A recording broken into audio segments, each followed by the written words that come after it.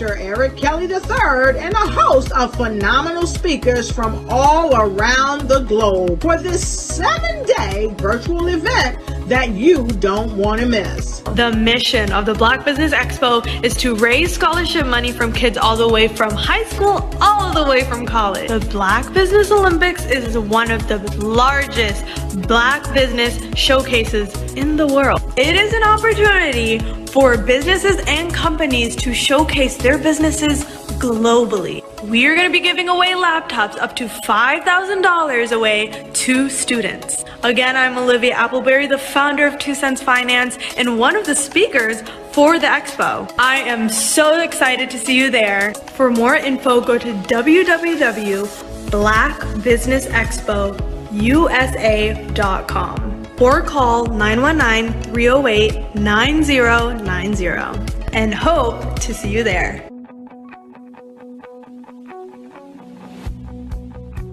I am Black Business.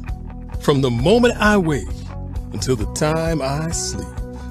Yes, I am Black Business.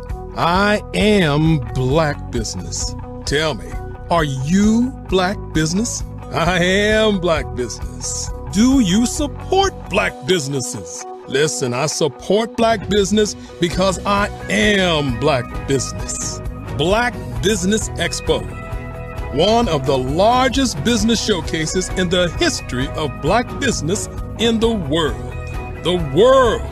Sign up today at www.blackbusinessexpousa.com or call 919-308-9090. I am Black Business. I am Black Business. From the moment I wake until the time I sleep, I am Black Business. I am Black Business. Are you Black Business? I am Black Business. Do you support Black businesses? I support Black business because I am Black Business. Black Business Expo, one of the largest business showcases in the history of Black America in North Carolina. Sign up today at www.blackbusinessexpousa.com or call 919-380-9090. I am Black Business. I am Black Business. From the moment I wake until the time I sleep, I am Black Business. I am Black Business. Are you Black Business? I am Black Business. Do you support Black businesses? I support Black business because I am Black Business. Black Business Expo, one of the largest business showcases in the history of Black America in North Carolina. Sign up today at www.blackbusinessexpousa.com or call 919-380-9090. I am Black Business. I am Black Business. From the moment I wake until the time I sleep, I am Black business. I am Black business. Are you Black business? I am Black business.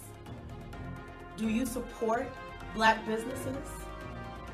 I support Black business because I am Black business.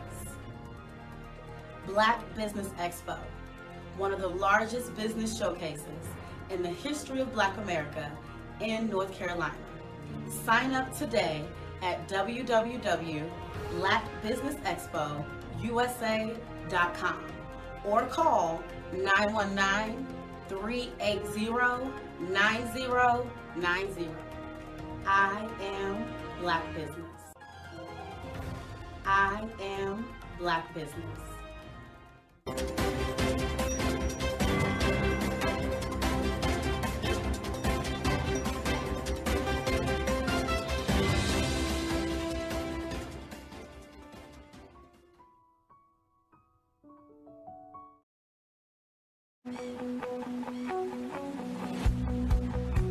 I am Black business.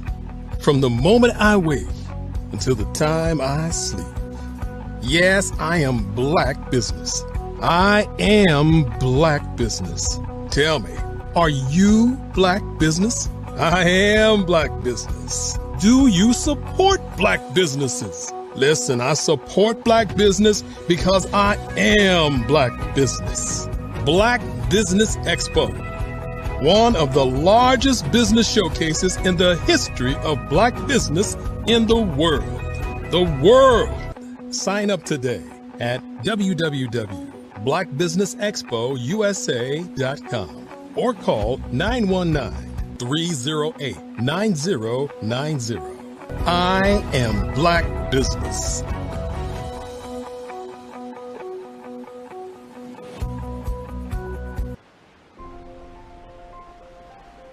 What if you could build your own city? A place where every child can find nurturing people to help them achieve their full potential. A place where every adult can access job training support, where health education is abundant, where social justice ruled the land. A place without limitations.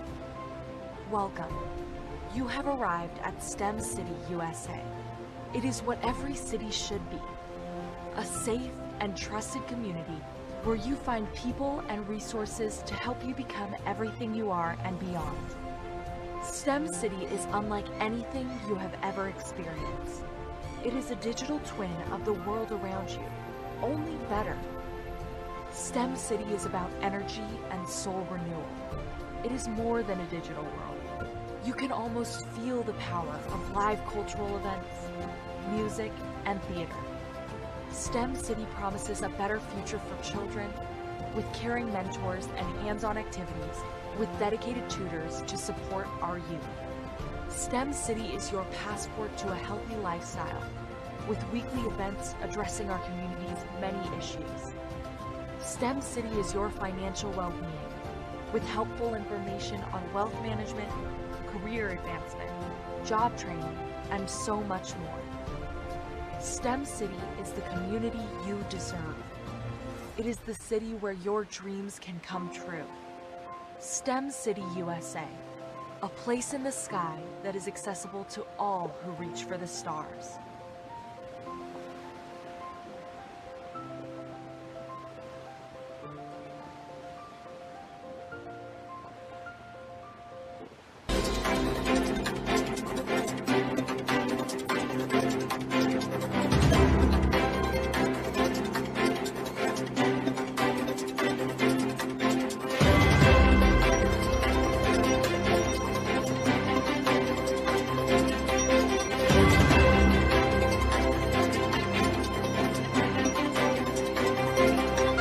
Over the past few years, we've seen the growth of existing and new initiatives focused on financial inclusion, building global networks, and reducing the wealth gap in response to the idea there's not enough seats at the table.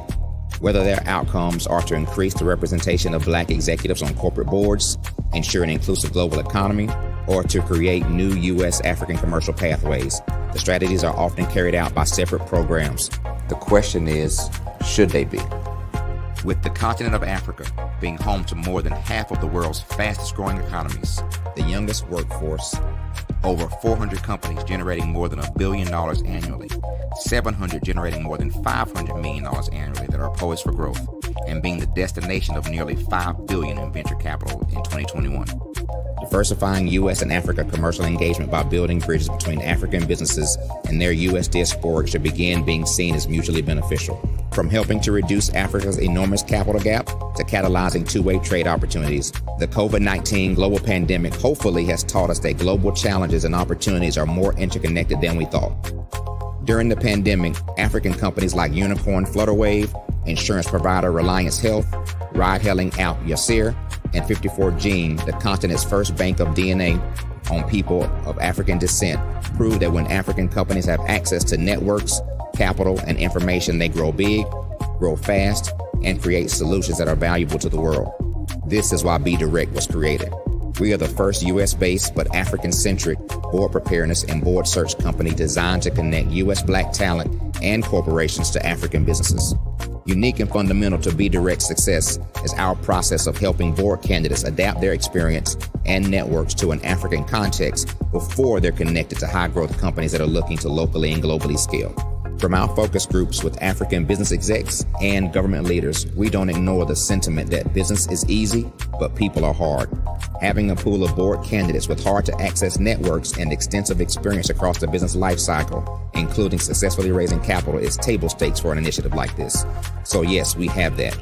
But corporate or entrepreneurial success in the U.S. does not guarantee success in Africa.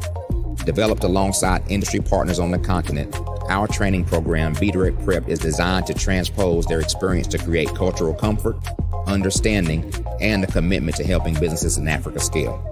Our board governance sessions are African continental and country specific, integrated with cultural awareness and dexterity training, masterclasses led by African industry execs, and mentoring and coaching from African continental-based facilitators.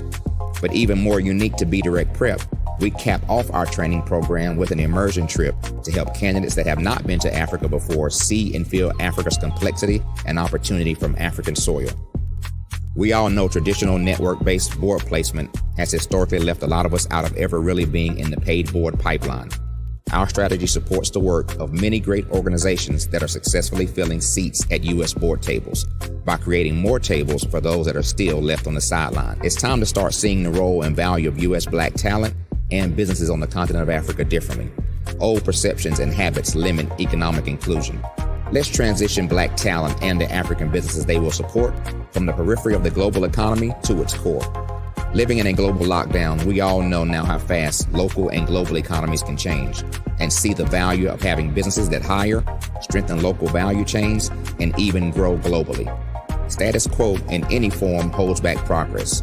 We must democratize U.S.-Africa commercial engagement by socially and economically connecting cultures that have long been disconnected. It's time for Africa's U.S. diaspora to redefine their global value by helping African businesses scale continentally and globally.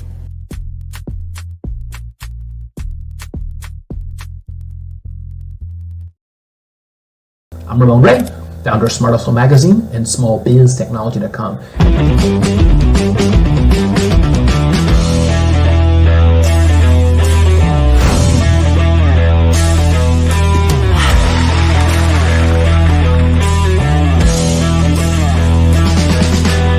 You're here today to celebrate small business success. Stand up on your feet. You rocked the house. It was amazing. Didn't we learn? For me, success comes from failure. One thing not to do is shake somebody's hand like this.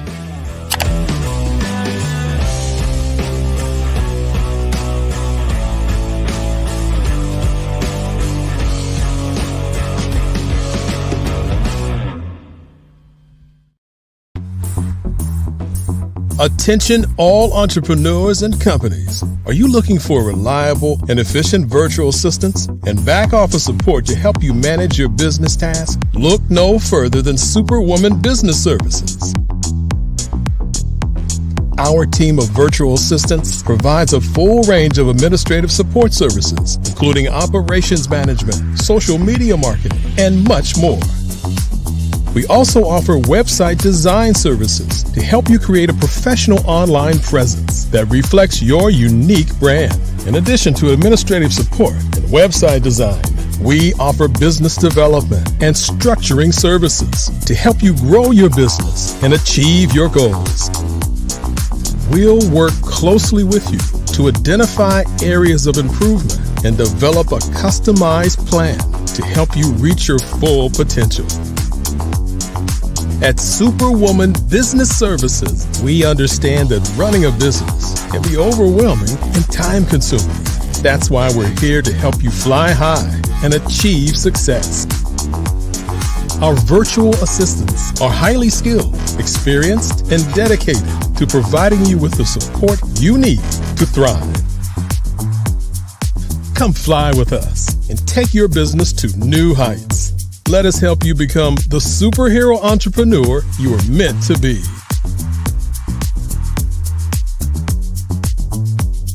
Contact Superwoman Business Services today to learn more about our back office support services. Come fly with us and take your business to new heights.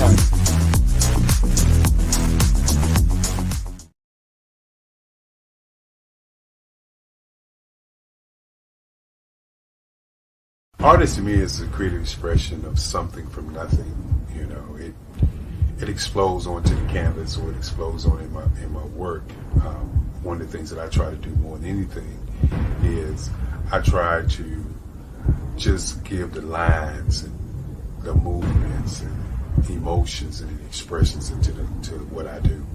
Art really means to me a chance to express how I feel deep down inside.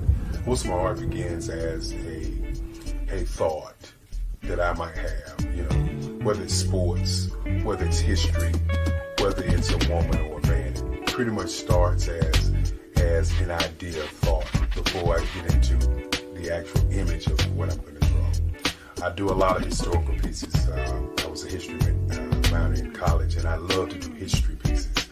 And a lot of times I'm thinking about history, and then I try to make that history impact you as you look at it. That's one of the reasons I do pictures so large. People ask me, why do I do the pictures so big? And I tell them, I want the piece to impact them as they're looking at it, to kind of dominate them, dominate their space. And most of my pieces I try to do off page. I don't try to do anything that's going to be in those four corners or in a square. And I want your imagination to be a part of the piece that you're looking at.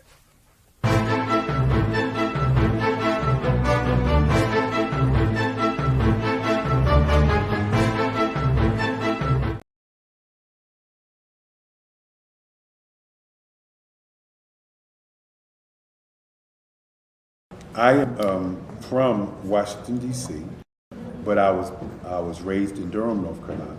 I came to Durham when I was about 5 or 6, and then I traveled back and forth to D.C. because it's where my people are from.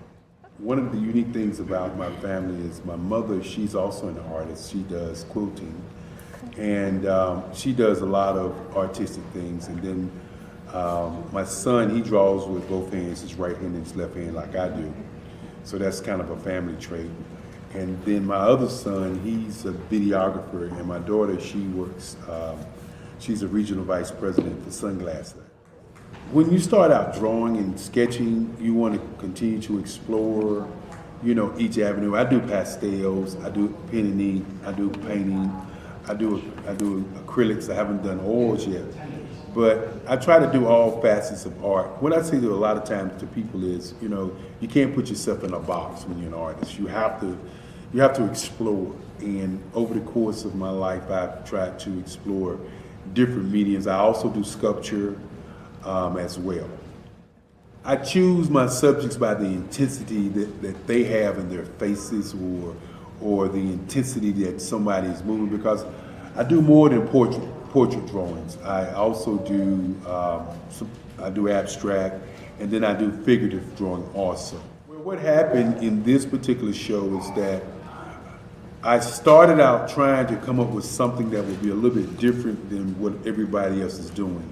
So I was working on a Barack Obama show, and they wanted me to do some paintings of Barack. And so what I did was, because of the deadlines, I kind of did it kind of fast.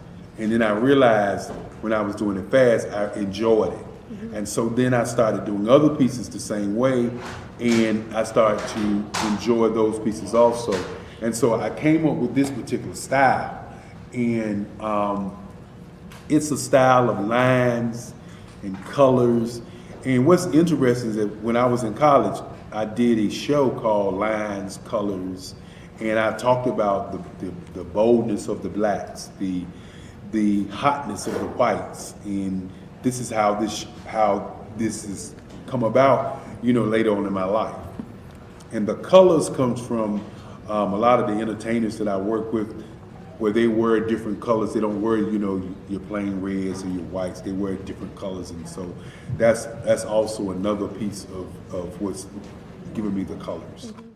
The subtitle of this show is Faces That Speak Life. That's real critical. Faces that speak life. Each one of these pieces is a life source and a life energy that's being put on display for people that are looking at them.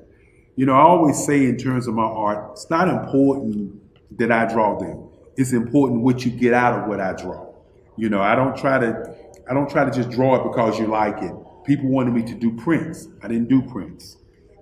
People asked me to do different people, but the people that I choose are people that make a difference in the lives of people in the world. So the human landscape idea was, again, as I say, the lines represent your emotions, it represents your ideas, and it represents your journey as a human being. And that's why you get the different pieces and the different looks. And as you notice, I try not to do one look that looks alike another look. And that's what's the most important part of this show. Hello, I am Dr. Eric Kelly III, the visionary strategist and founder of the Black Business Olympics. I invite you to showcase your Black-owned businesses on the Black Business Network global stage. The Black Business Olympics is a global Black Business Network platform that propels Black-owned businesses into the international spotlight.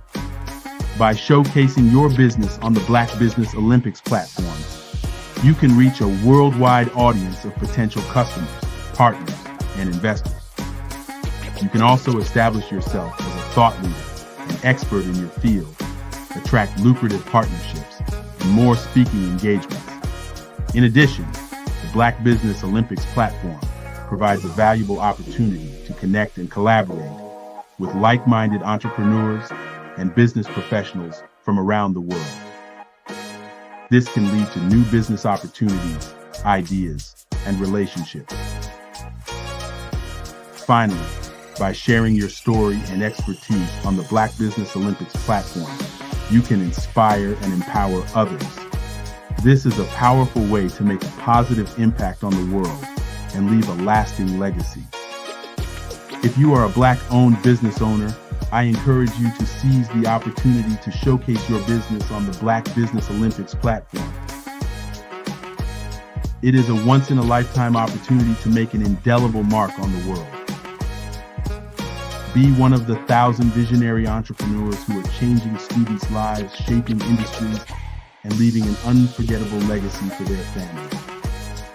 Unleash your voice on our global stage and watch your business thrive. Black Business Olympics is one of the largest Black business showcases in the history of Black business in the world. Yes, the entire world. Just give me a call today at 919-308-9090.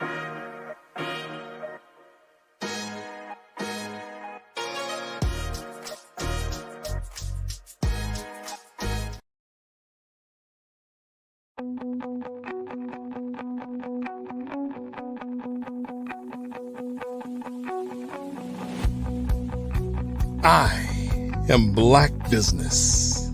From the moment I wake until the time I sleep. Yes, I am Black business. I am Black business. Tell me, are you Black business? I am Black business. Do you support Black businesses? Listen, I support Black business because I am Black business. Black Business Expo, one of the largest business showcases in the history of Black business in the world. The world! Sign up today at www.blackbusinessexpousa.com or call 919-308-9090. I am Black business.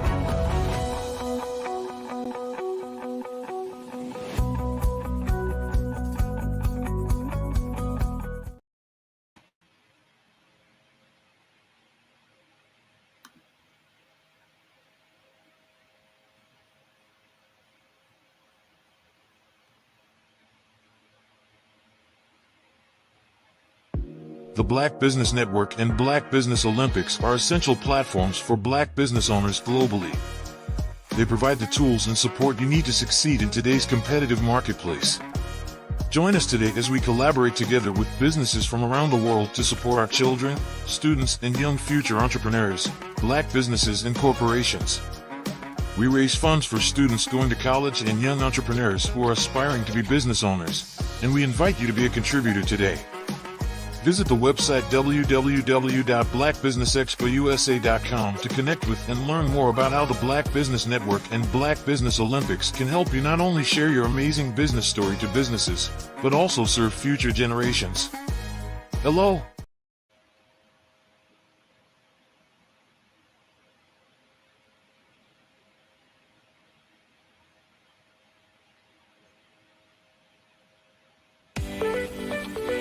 You are in the right place at the right time.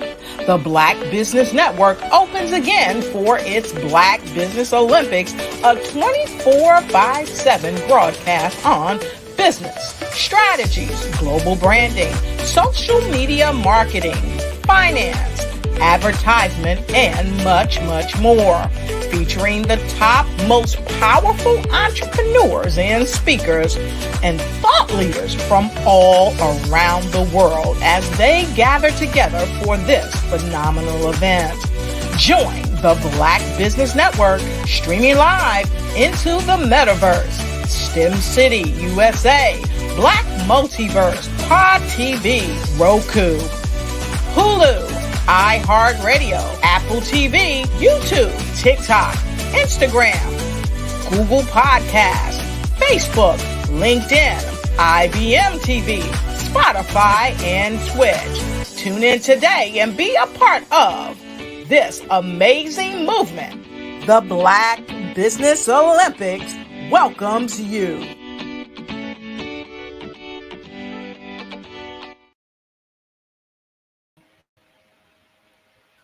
Good day, business owners, entrepreneurs, thought leaders, and corporations. Welcome to the Black Business Network. My name is Kendra Gordon of the Global Kids Speak or Third Club. I am your business moderator for today on the Black Business Network. The Black Business Network is a 24-hour business network showcasing Black businesses, business owners, entrepreneurs, and thought leaders worldwide.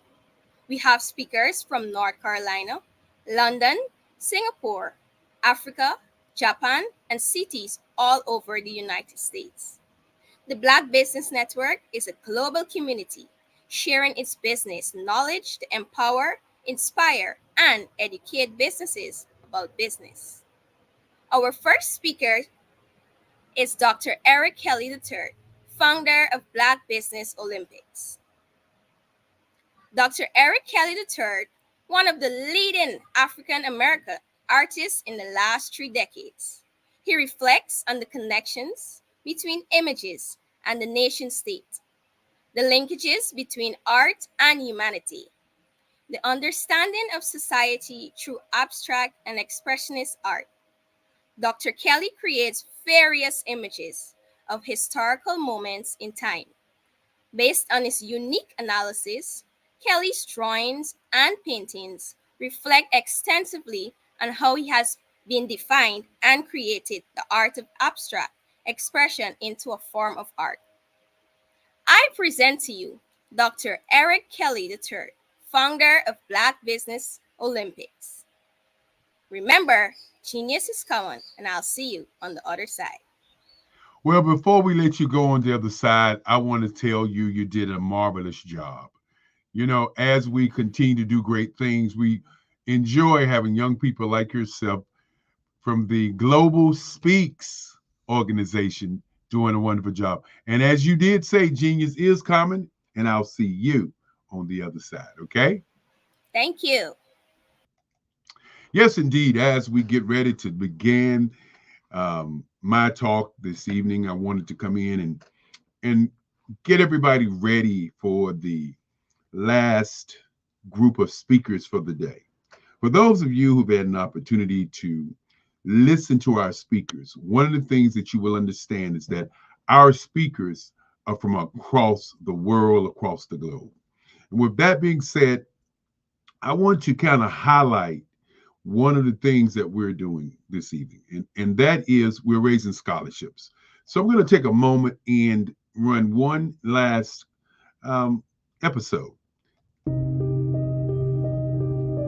The Black Business Expo is changing my life.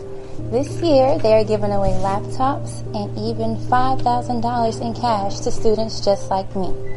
I'm Alexis, and I want to go to college to fulfill my dream of becoming an entrepreneur. Help the Black Business Expo going to www.blackbusinessexpousa.com and also becoming a vendor, a sponsor, or donating. That's what it's all about. It's all about the young people. Our young people are committing suicide at an alarming rate. And we must begin to look at the reason why. Many times when you begin to talk about students and you begin to talk about young people, you begin to talk about what does their future look like. And many times when you look at their future, we have to understand how our kids are being funneled into an entertainment culture. And what I mean by that is many of our kids are living through the lives of their parents to be actors, singers, dancers, basketball players, football players. These are where our young people are being funneled to. And when you're being funneled into a system of entertainment, then you find yourself looking at yourself, asking the question, how can I compete? What can I do? And we find out, or we know, that only 1% of singers, dancers, actors are going to be successful. And when you look at the planet and you look at how many people that are working to become athletes, again, another 1%. Yes, indeed, we get an opportunity to sit down and be spectators to the sport. And we see kids, we see young people becoming, icons. We watch and listen to rappers, and we listen to DJs, and we watch the lawyers and doctors of the world be pushed aside because people who dance or exotic dancers or strippers make more money than a doctor or a lawyer. But it's still entertainment.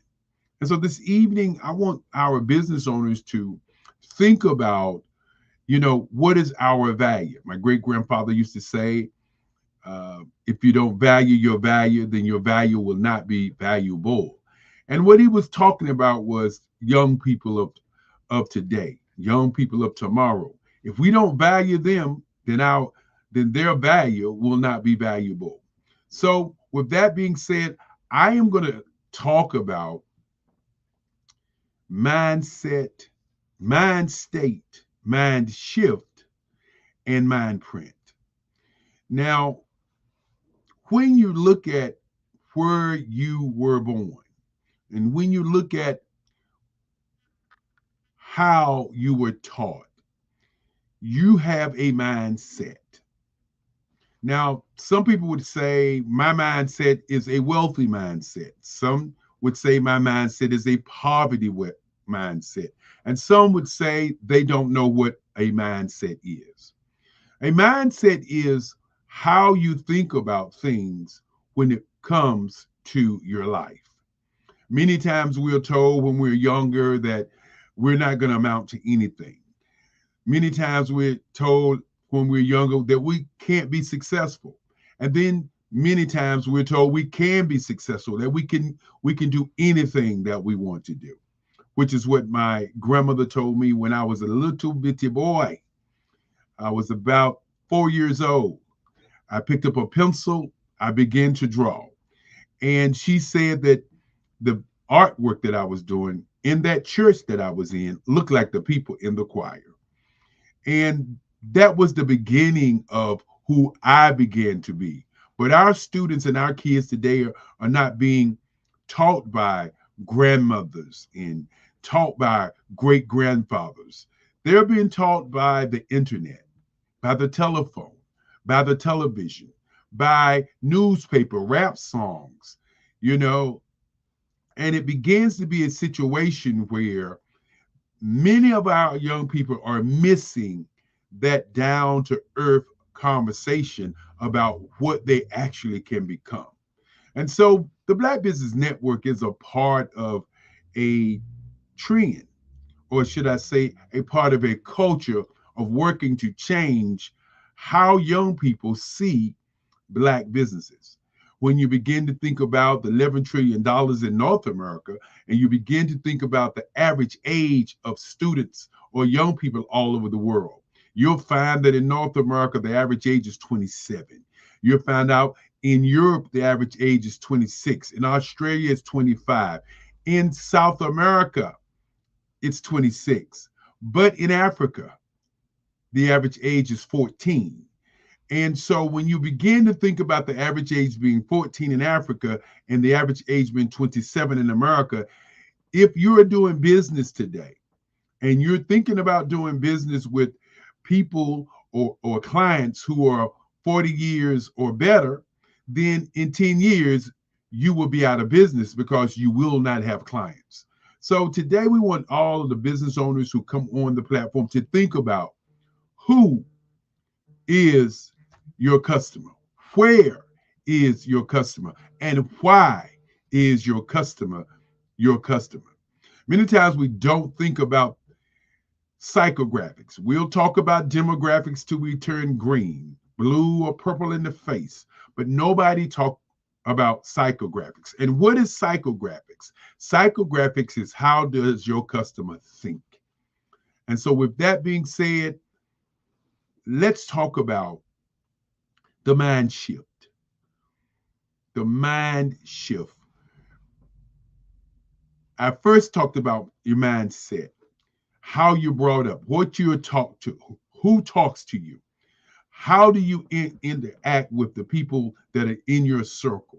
What are they saying to you in terms of where you can go or where you can't go? Now, the mindset is where you are right now, but the mind shift. A mind shift is when you start to think about what you want to do with your life on the planet, what you want to contribute to the planet, what you want to be on the planet without thinking about what's set in your mind, how your mind is set. And so before we can get to the shift of your mind, we have to talk about the state of your mind. Mind state. What is that mind state? What is your state of mind right now? I want you to think about these three levels of thought, in terms of how people think each and every day. Many people think in the past all the time, the woulda, shoulda, coulda culture. What I could have done, what I should have done is what many people think about, and that's the past. And they can't particularly move to the future or to the today because they're right there in the past all the time. When something comes up, they think about what happened in the past. When an opportunity is before them, they think about what happened in the past.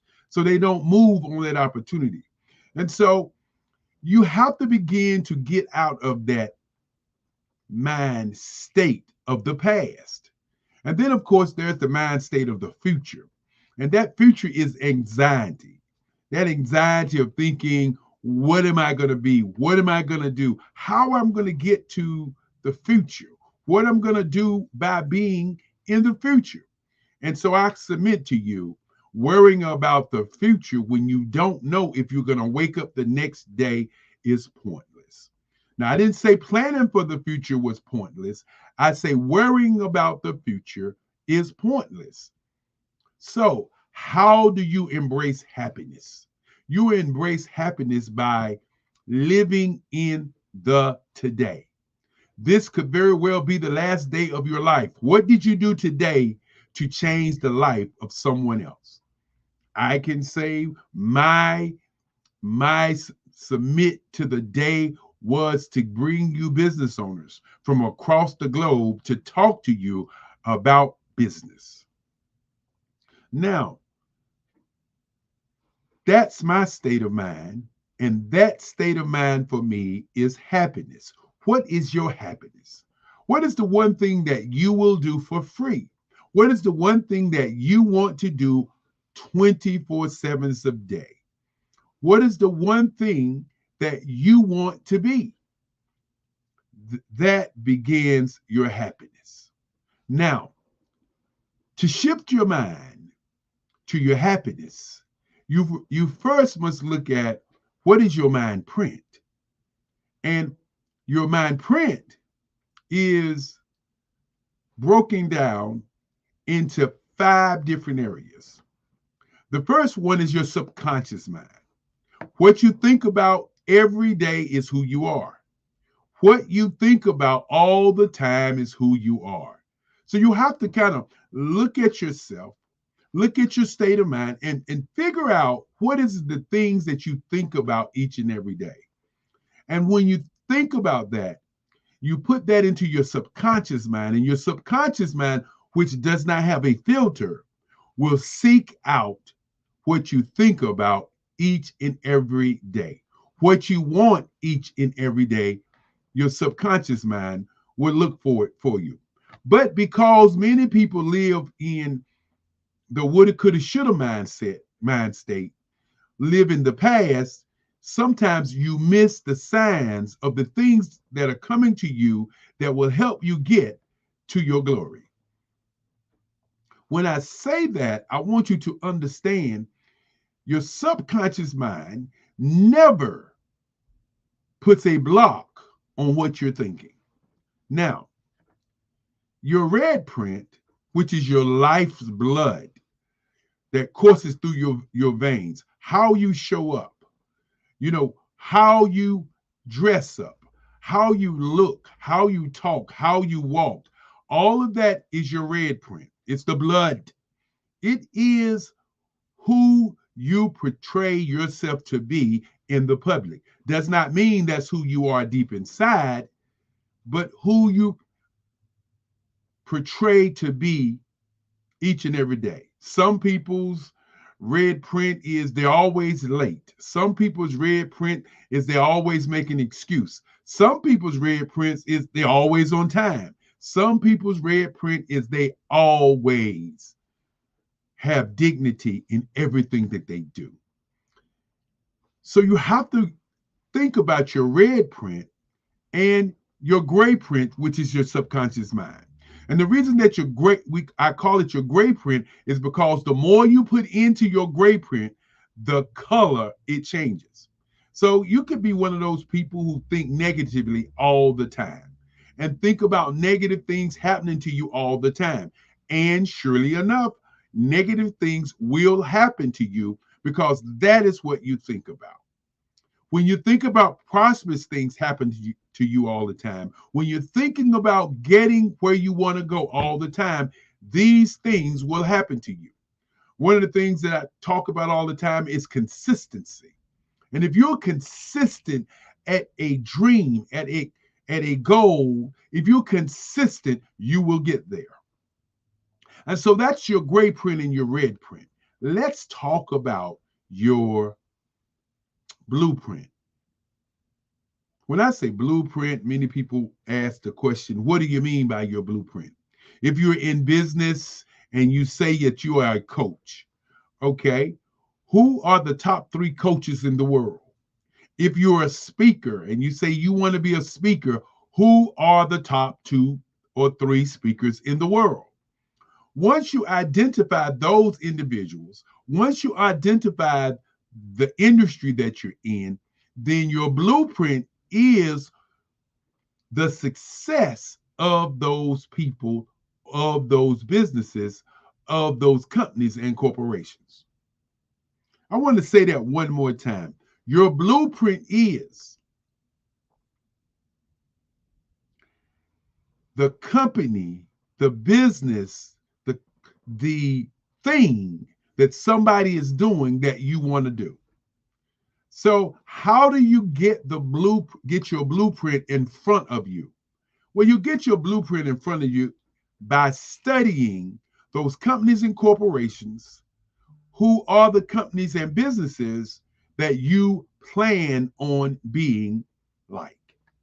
Now, many times I say being like, people push back on that. They say, oh no, I want to be my own company. I want to do my own thing. I want to do it my way. Well, what you truly are saying is that you don't want any rules to compete with the billion-dollar companies that you're competing with. And so when you say you want to do it your way, or you say you want to do it this way or that way, without any contention of understanding what the industry and how the industry does it, then you find yourself 5 years later out of business. You find yourself sometimes 5 years later beginning to do what you have to do to be successful. Now, your green print, and that green print is very, very important as you look at your business. Your green print is how do you earn money from your blueprint? I'm going to say it again. Your green print is how do you earn money on your blueprint? When you study your industry and you look at how your industry is ran and you look at how the industry is doing business, you can safely look at what part of the industry is where you earn your money. Your green print is very important. Now, your black print. What is your black print? Your black print is your wealth management, retirement, and exit strategy. Many times I talk to business owners and they are onepreneurs, solopreneurs. They don't have a team. If you don't have a team, how do you plan on retiring? If you don't have a team, how are you going to manage your wealth? If you don't have a team, how are you going to plan an exit strategy? These are the things that many times we as Black business don't talk about. We'll say, no, I'm not going to sell my business. Well, let's look at some companies who sold their businesses that's in the Black community and analyze why they did it. And then let's look at a business after they sold their business and how the company and corporation worked to sell that back to the Black community. BET, Black Entertainment Television, sold for some $3 billion. Sold to Paramount for $3 billion. Sold to Paramount for $3 billion. That was Mr. Johnson's exit strategy. And now he can manage his wealth. The last few years, Paramount tried to sell the company back to the Black community. And they wanted to sell a controlling interest. I didn't say sell the whole entire business, but a controlling interest to Black businesses for $2.6 billion. So you got to understand that business is about business. So as I move toward the ending of this conversation, we definitely want to talk about your exit strategy, your wealth management, and your retirement. That's not to retire and not do anything, but the opportunity to retire. That is what my talk is about today. And now the last print is your time print, or as I say to some people, your time stamp on the planet. What are you going to leave here when you leave? What is going to be your legacy? What is going to be the one thing that people would say when you're gone 20 and 30 years ago? That's what that person left here for all of us to share. These are the kinds of things that you want to think about as you're thinking about business, life, and success. If you are a business owner, if you are a speaker, if you have a great organization, the Black Business Network is here for you to showcase that information, that organization, and that business. We want you to understand that we're working to do 365 days of the year live network globally.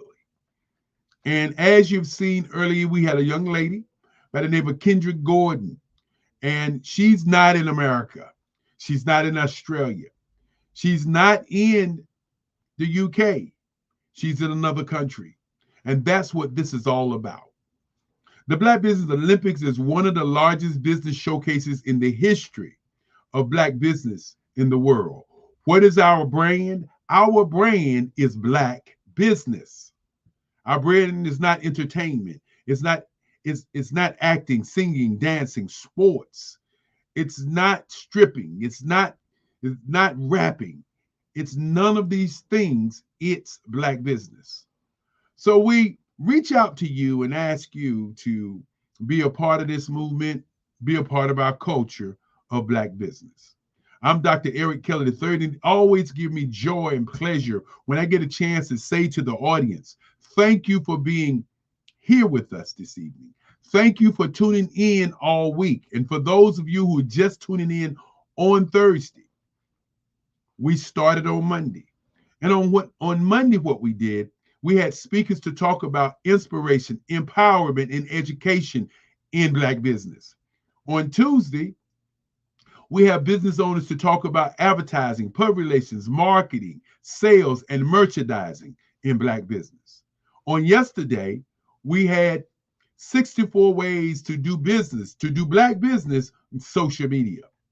And today, which is the fourth day, we do diversity, equity, and inclusion and access.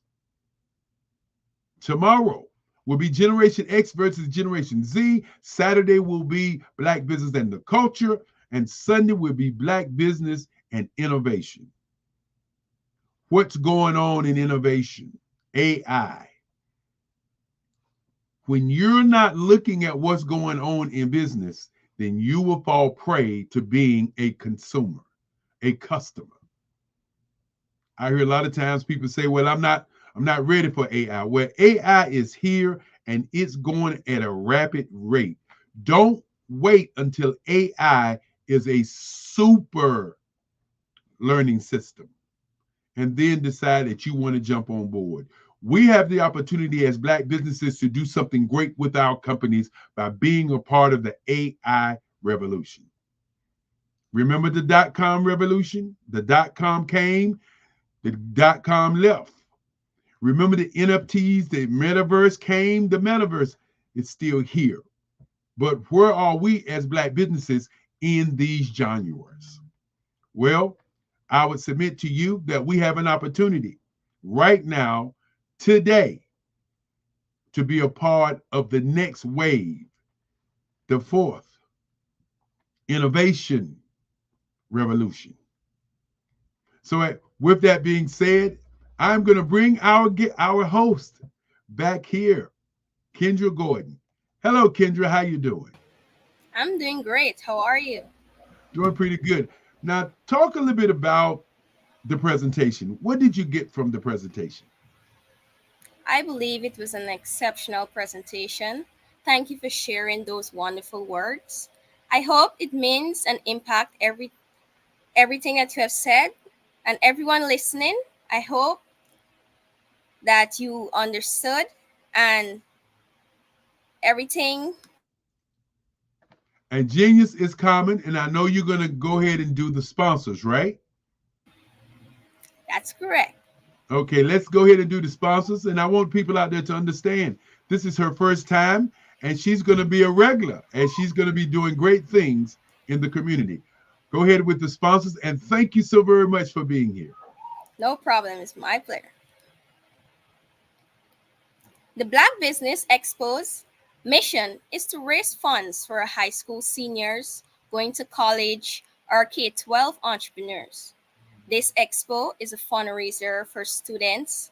You may go to www.blackbusinessexpousa.com to donate to the scholarship fund or use the Cash App that's on the screen below, BBX USA. Our goal is to give laptops and up to $5,000 to 10 students. Students can register online at www.blackbusinessexpousa.com. Every dollar counts, so we want to remind you to donate to the scholarship fund. We want to thank our Black Business Expo USA sponsors for February 2024. NC-100, Moody Capital Partners, Sweet Soul, Lotus Ridge Coating and Training, Carolina, Virginia Minority Supplier Development Council, Step Management, BHS and Associates, Margie McLean Foundation Institute, 5-Star BDM Media, Hello LLC, Genius is Common, Earth Essentials, Melange Chennai Global, Executive Woman Success Institute, The Quality Coaching Company, Superwoman Business Services, Creative Force Studios, Lee Entertainment, Artistic App Design, and of course, Black Business Expo USA. Genius is common, and I'll see you on the other side. The Black Business Expo's mission is to raise funds for high school seniors going to college or K-12 entrepreneurs. This expo is a fundraiser for students. Please, you may go to www.blackbusinessexpousa.com to donate to the scholarship fund or use the Cash App at $BBXUSA. Our goal is to give laptops and up to $5,000 to 10 students. Students can register online at www.blackbusinessexpousa.com. Every dollar counts. Please donate to the Black Business Expo USA Scholarship Fund.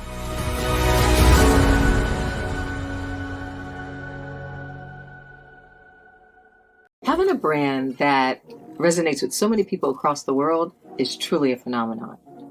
But being the face of that brand that empowers people is something that I don't take for granted.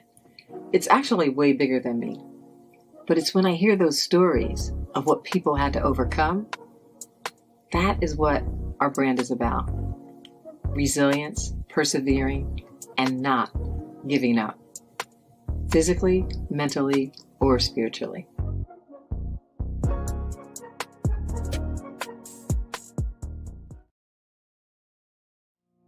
Did you know that approximately 333.34 million businesses exist today, according to a report from 2021? And you may be one of those businesses, or maybe you're not in the business market yet, but you're aspiring to be a business owner. Well, guess what? You're in the right place at the right time. Because let's face it, everything is about timing and opportunity. Hi, my name is Dr. Lotus Riche, and I'm the CEO and founder of the Lotus Riche Coaching and Consulting LLC, along with the Lotus Riche Ignite Show. 15 Minutes of Success with Dr. Lourdes Richey, as well as books to boom your business and bring who you are. And today, I want to bring this amazing message to you about the Black Business Network and the Black Business Olympics. See, the Black Business Network and the Black Business Olympics is designed to help people just like you, that's right, that look like me, to take their business to the next level. Not just in your front yard or your backyard, but globally. The Black Business Network and Black Business Olympics is designed not to just help you survive, but to help you thrive. So join us today as we come together with businesses all around the world to support our students, our children, our young teens, our young entrepreneurs. What we do is we come together to help raise funds for students who are aspiring to be business entrepreneurs, who are aspiring and who are thriving in college. We endow them with a wonderful opportunity to gain scholarship of either a laptop or several thousands of dollars. And we invite you to help be a contributor to this amazing opportunity to help someone that looks just like you. So join us today at our website and let us connect with you and help you ignite and take flight in every area of your life on the Black Business Network and the Black Business Olympics. I'll see you on the other side.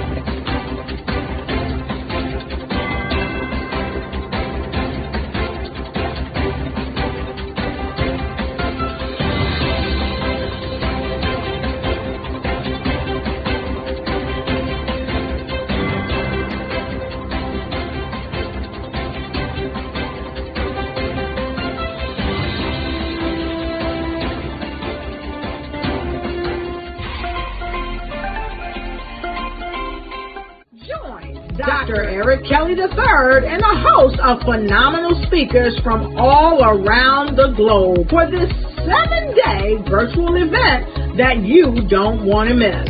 The mission of the Black Business Expo is to raise scholarship money from kids all the way from high school all the way from college. The Black Business Olympics is one of the largest Black business showcases in the world. It is an opportunity for businesses and companies to showcase their businesses globally. We are going to be giving away laptops up to $5,000 away to students. Again, I'm Olivia Appleberry, the founder of 2 Cents Finance and one of the speakers for the expo. I am so excited to see you there. For more info, go to www.blackbusinessexpousa.com or call 919-308-9090 and hope to see you there. I am Black Business. From the moment I wake until the time I sleep. Yes, I am Black Business. I am Black Business. Tell me, are you Black Business? I am Black Business. Do you support Black businesses?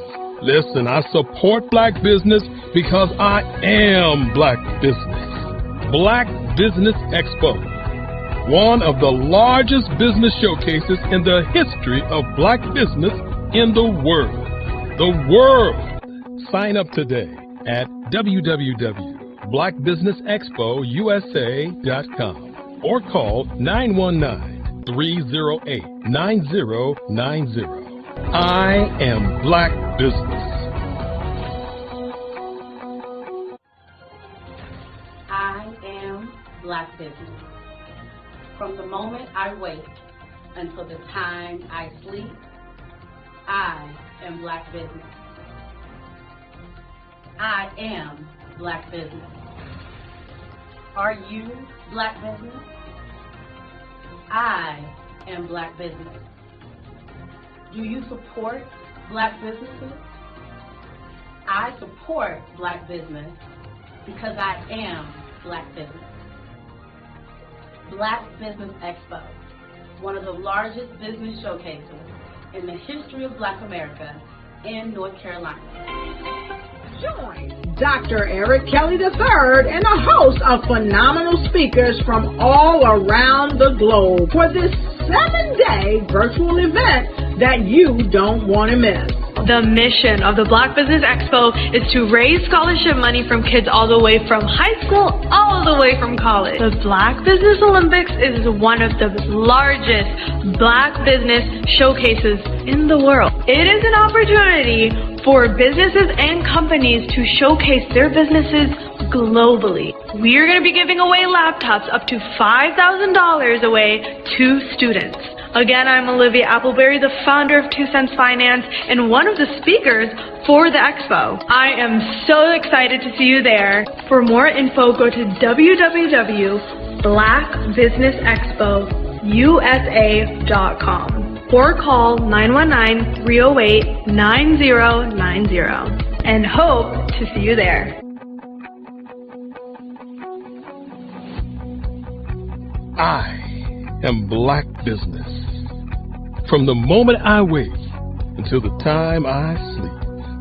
Yes, I am Black business. I am Black business. Tell me, are you Black business?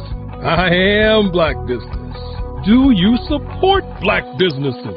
Listen, I support Black business because I am Black business. Black Business Expo, one of the largest business showcases in the history of Black business in the world.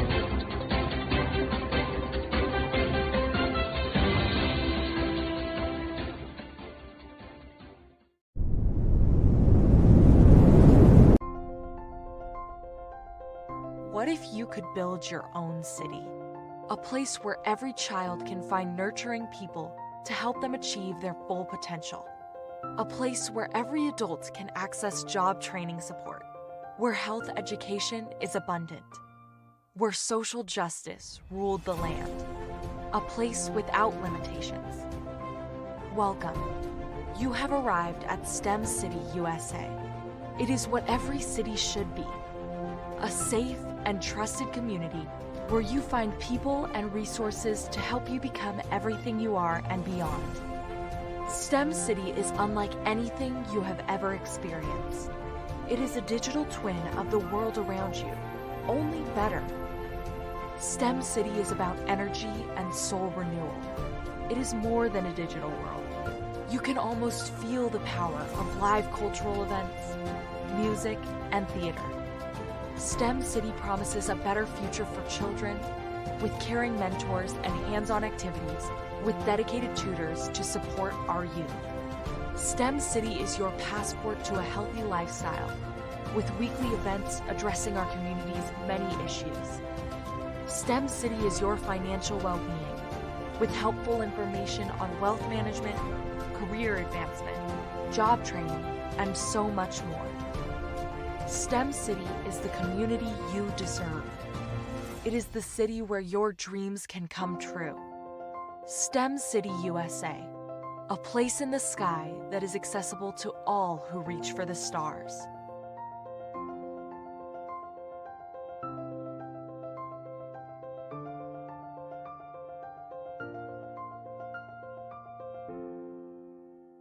I'd like you to imagine with me, if you will, opening an app where you can collaborate with like-minded individuals from around the world, get inspiration and in-app tools to launch and grow your business, as well as share your knowledge and earn compensation, all in one app. Well, the name of that app is Truso, short for Truly Social. Hi, I'm Matthew Newman, the founder and CEO of Truso. A new concept in social media, Truso is designed from the ground up to be a platform that's both social and empowering for all its users. How exactly do we do that? I'm glad you asked. First, Trousseau brings the world together via video.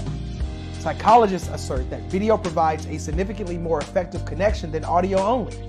When you enter a community on Trousseau, you're face to face. Second, on Trousseau, you don't have to have 1 million followers to monetize.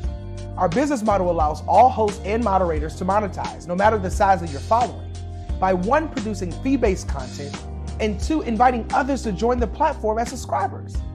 Even more, Trousseau has an in-app resource library with over 100 free resources, forms, and documents to help you build your brand and grow your business.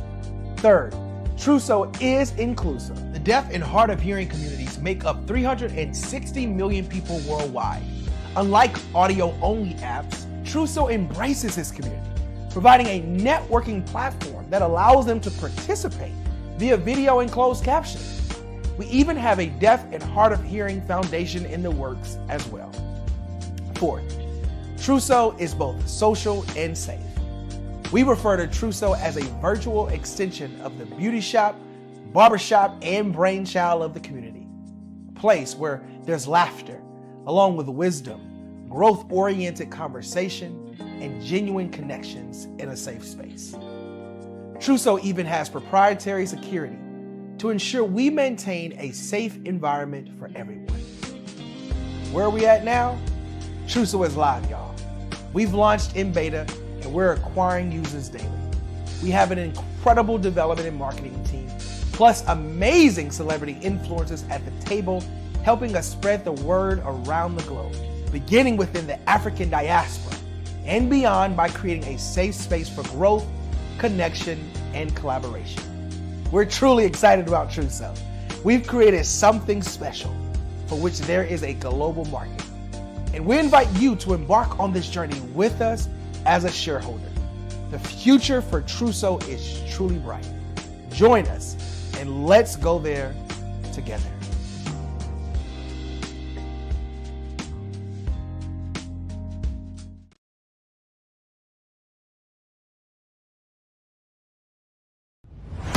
Social media is evolving. It's more vibrant, more colorful, more energetic, and so are you. It's not just photos anymore. It's video, it's audio, it's subscriptions. And now there's Fanbase, a new monetized social network. Fanbase delivers the complete native app experience with full content monetization for every user. No algorithms that shadow ban your engagement or growth, and no ads. Follow anyone for free and subscribe directly to your favorite creators for $4.99 a month. Plus, show some love by tipping on any post. Also, make a Fanbase page and monetize your content the same way. Finally, connect with your followers by posting the amazing content you already create. And now, get paid for it. It's time to energize and monetize, because everyone's a fan of something and everyone has a fan base. Sometimes you can hear the news from the Black perspective, and more specifically, Black publishers. And that's exactly why you have to download the Heytie app, the largest mobile app delivering breaking news, videos, and podcasts from 200 of your favorite Black publishers. Yes, 200 Black publishers delivering news as it happens, literally all in one app. Go to HAYTI.com or download the app in the Google Play Store or Apple App Store. It's completely free, along with information that you can trust, so go check them out. I was born in a little village on the island of Haiti. Many deadly diseases pounded me. It is as if they were on a mission to end my existence on this earth. I refused to give up. In 1983, I left Haiti and came to the United States of America. And I came with $5, 2 shirts. I didn't speak in English. I came to Atlanta. I got a job. I was a doorman. I was a doorman with a dream. What I used to do, I used to come on stage. I'd rehearse this moment that I'm standing in front of you. That's the power of a dream. Maybe today is the day you begin acting as if you already have it. And then step out with full force. Take a risk. No condition is permanent. Don't let your situation distract you. You are chosen. You are called. You are born for a purpose in this life. 5-Star BDM, Brand Development Masters, is a professional consulting and advisory group keenly focused on business development services for the small to mid-sized business and entrepreneurs. Although every business is unique, they often share business development challenges that can be addressed through smart branding. Services include process improvement and operations, digital strategy and transformation, business intelligence, digital marketing, and personal branding. Our business and personal branding company has helped a number of professionals and organizations to optimize and grow. This results in more business, more opportunities, better reach, positive outcomes. Visit www.5starbdm.com today to learn more. Phenomenal Tanya T. Wise, who is here from the great state of Maryland. Tanya, welcome and thank you for being with us today. Can you indulge our audience a little bit and tell them just a little bit more about who you are and what it is that you do? Well, I love being able to talk to people and have a magnetic attitude, being able to just show them. So I always like to say, level up is Coach at Tanya T. Wise here. So can you tell our audience, just give them a teaser about what your presentation will be about? So my philosophy is that we should all be living our dream life.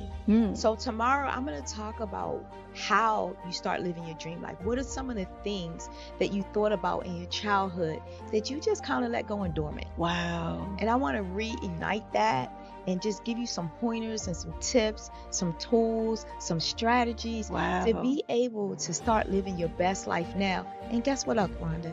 And leave an inheritance for your legacy. Oh my goodness. Okay, I know that's resonating with a lot of people. I've heard that you have a dynamic coaching program. Can you tell us a little bit more about that? Absolutely.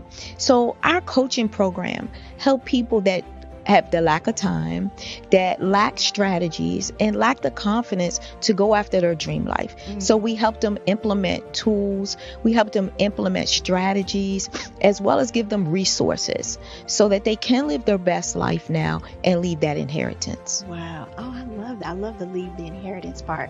Listen, you are dropping some major nuggets, and I know a lot of what you're saying is resonating with a lot of people, but I think we're all curious. How did you even make this transition into the speaking and coaching arena? What's the story behind this? So I started out in finance, and I realized that a lot of people don't necessarily go after their dream life because of the lack of finances or the education behind finances.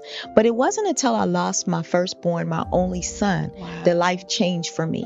And where I was going after it all, living the corporate life, hit my 6-figure income and living in my dream house with my dream man, driving my dream car.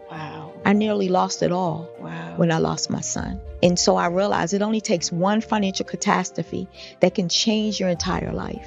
That's what made me start All New Beginnings. Because no matter what's going on in life, there's a new beginning.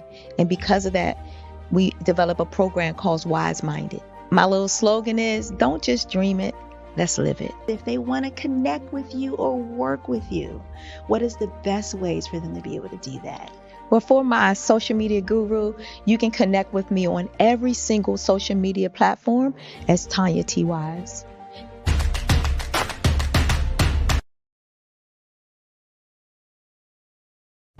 Cash flow, 5, 10, 10, 75. I use the cash flow app to keep track of my charities. Cash flow, 5, 10, 10, 75 helps you manage expenses, helps keep track of charitable giving, helps you save your money. Cash flow 5, 10, 10, 75. Download it today. Cash flow 5, 10, 10, 75 would like to wish the Cyber Bears good luck in this year's first robotics competition.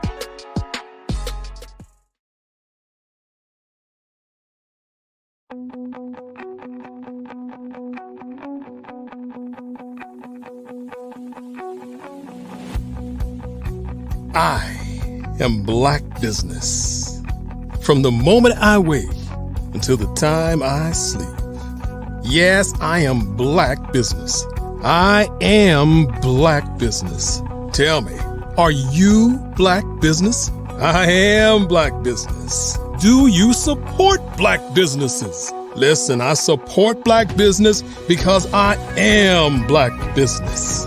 Black Business Expo, one of the largest business showcases in the history of Black business in the world. The world! Sign up today at www.blackbusinessexpousa.com or call 919-308-9090. I am Black business.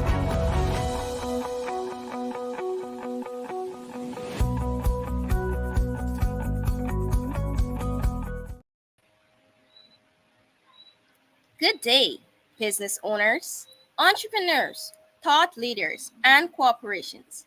Welcome to the Black Business Network. My name is Kendra Gordon of the Global Kids Speak Orator Club. I am your business moderator for today on the Black Business Network. The Black Business Network is a 24-hour business network showcasing Black businesses, business owners, entrepreneurs, and thought leaders worldwide. We have speakers from North Carolina, London, Singapore, Africa, Japan, and cities all over the United States. The Black Business Network is a global community sharing its business knowledge to empower, inspire, and educate businesses about business. Our next speaker is Andrea Adams. She shatters glass ceilings and dives fully into life by exploring new adventures fueled by curiosity and love. Skydiving, scuba diving, horseback riding, roller coasters, motorbikes, tranquil foods, big city lights. Picture taking, nature views, and high heels are a few of her favorite things. An avid reader and lover of books, who is a co-founder of KEG Book Club, KEG Kids Book Club, and KEG Tweens Book Club. Podcast, book, whose mission is to discuss good books in a lively manner that entertains and encourages. This speaker, coach, mentor, and television co host is passionate about inspiring and empowering others and has dedicated her life to helping people discover their inner greatness.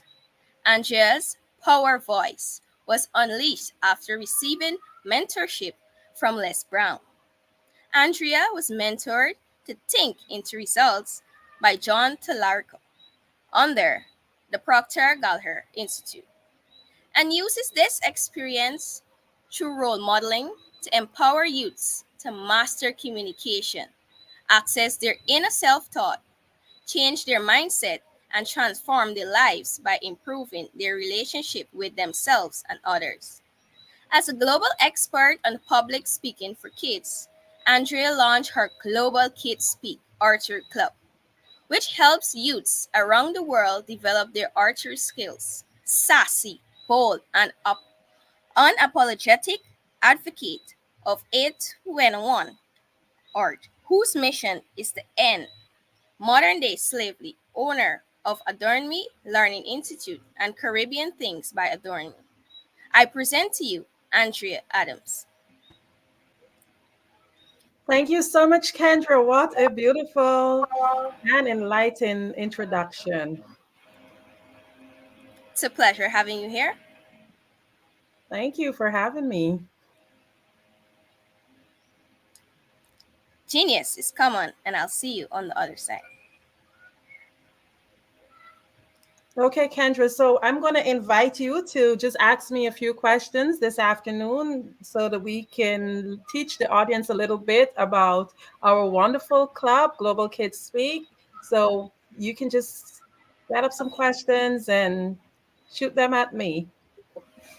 Okay, no problem. So my first question to you is, can you tell us about the Global Kids Speak Author Club and its mission? Certainly, I'm more than excited to share about the mission. The mission is to leave a global footprint on the lives of youths. Of course, I'm not just focused on the youths that are located in my area, it's global. So I want to leave a footprint on their lives. How so? By teaching them the tools to communicate and to use communication as a tool to have a better conversation with themselves. That way, when they're empowered, they can empower those around them. Okay, that sounds great. What motivated you to establish the GKS Club? Okay, so Global Kids Speak was motivated because as a child, I was a victim of abuse, and that caused me to be able to actually to be unable to speak up. That was one of my worst fears, speaking up and representing myself. I had lost self-confidence. Global Kids Speak was formed after I was able to work with Les Brown, and I realized the importance of being able to speak up, to represent yourself, communicate. That's a tool that youth need. So for me, I understand the importance of getting to young people in the right time, reaching out to them, and equipping them with that tool of communication. Not only being able to speak up, because that's one part of it, but in being an orator gives them many other skills that really help to equip them for life. Okay. So, in your opinion, why is it crucial for parents to encourage their children to develop public speaking skills? Well, that's a beautiful question. The thing is, it's really important because public speaking is actually known as one of the world's worst fears. People are so afraid to speak. In fact, I read a book with John Maxwell, and he said that if someone is given that task of reading a eulogy, many times when interviewed about it, people would rather be in the grave. How crazy is that? You rather to be dead than to speak up? It's because public speaking is a fear, and many reasons why people are afraid to speak up is because of lack of confidence. Now, when you give your child that tool to be able to understand how to speak, you're giving them that tool of confidence and you're equipping them. When you learn the art of public speaking, as you know, one of the main things that we teach you when you join the program is understanding the power of making a first impression. Studies have shown within the first 7 seconds, people gain an impression of you. They already have an idea of what they think of you. And if your child is able to learn those tools to understand, hey, I have to present myself well. What the world sees first is what the first impression that is given, and it's hard to change that impression after. And that's just one of the many skills. You learn communication skills and you learn writing skills also, because the child is expected to create their pieces, and that gives them the opportunity to learn how to research, and you learn other skills like nonverbals. Many times we are saying one thing, but to be honest, many times when we are speaking, people are looking for the nonverbals, because at the end of the day, the nonverbal speaks louder than the verbals, and the list goes on. Thank you for those words. They were very impactful. So, I would like to ask you, what age groups do you cater in your public speaking programs? We cater from 5 years old to 18 years old. The reason being, at one time we just did from 7, and the reason why I had stuck from that to that is because at 7, your child in most cases would have already learned how to read. And if you have a child that is younger, it just takes a little bit more work to help them to develop their speech, because in some cases they can't read, but they would have to depend on the parent help and also the mentors help to be able to create that speech that they want. But we want to give every child that opportunity from as young as they can. So we take them in from as young as 5 years old. That's amazing. That's amazing. Are you the sole mentor or do you have a team of mentors on this program? Oh, we have a team of amazing mentors. Most of them would have either gone through training of some type, public speaking with Les Brown or Toastmaster International. They're all active public speakers out there doing, walking the walk and talking the talk. So they're able to teach the children these skills based on hands-on experience, and also based on certain guidelines in a curriculum that we have within house. Okay. For those interested in becoming mentors, what is the process to join the GKS club? So a mentor, it's very easy for a mentor to join. They just have to fill out an application, make that request. I will interview them. And of course, it's based on if there is any availability at the time. They can be on a wait list. We do have people always reaching out who are interested in working with the kids, but they would have to show that they themselves have that understanding of public speaking. One of the key things I look for is an active public speaker, someone who is in the game and who understands the ins and outs, because the theory part of it we can read and learn, it is pretty easy, but you never can really express and teach until you're out there in situations, live stages or virtual stages, and you understand the ins and outs, doing presentations in boardrooms or classrooms or whatever. But that person really and truly do have to be an active speaker, because that is a plus uh, resource to be able to teach a child. Sure is. Those words are so true. So I was curious to ask, are there scholarships opportunities available for participants? Yes, we always do have scholarships from year one. We are in our third year now. And from year one, we've had scholarship opportunities available directly from Global Kids Speak. And also, we have scholarship opportunities through other organizations and sponsors. So, if it is that you would love to sponsor a child, you can reach out to us. And we do have children who have applied for scholarships, and we do have a list of kids who are eligible for a scholarship. So if you want to give a child an opportunity to be able to be part of this program, please do reach out to us. I think that's a great opportunity for the participants and for persons. So beside the Archer Club, do you offer any other programs? Yes, a reading program will be starting shortly, and this reading program will be geared at from kids from 5 years old also. So I would say 5 to 85, because we do cater for adults. Of course, the adults would not be in a reading program with the children. When we do work with adults, we work with them one-on-one. And we also have a pending debate and spelling bee club, but so far we haven't had the demand for that, so I have not been able to activate it. I'm always having just a few students who are saying they're interested, but I do have to have a certain number before it can become active and make sense. Also, we do have a creative writing course, and this is a course where we teach your children the art of creative writing, sorry, and at the end of that course, they become a published author. Great, that's amazing. So when is the enrollment period for those interested in joining the club? Okay, so for their different enrollment periods, depending on what it is that the person is interested in.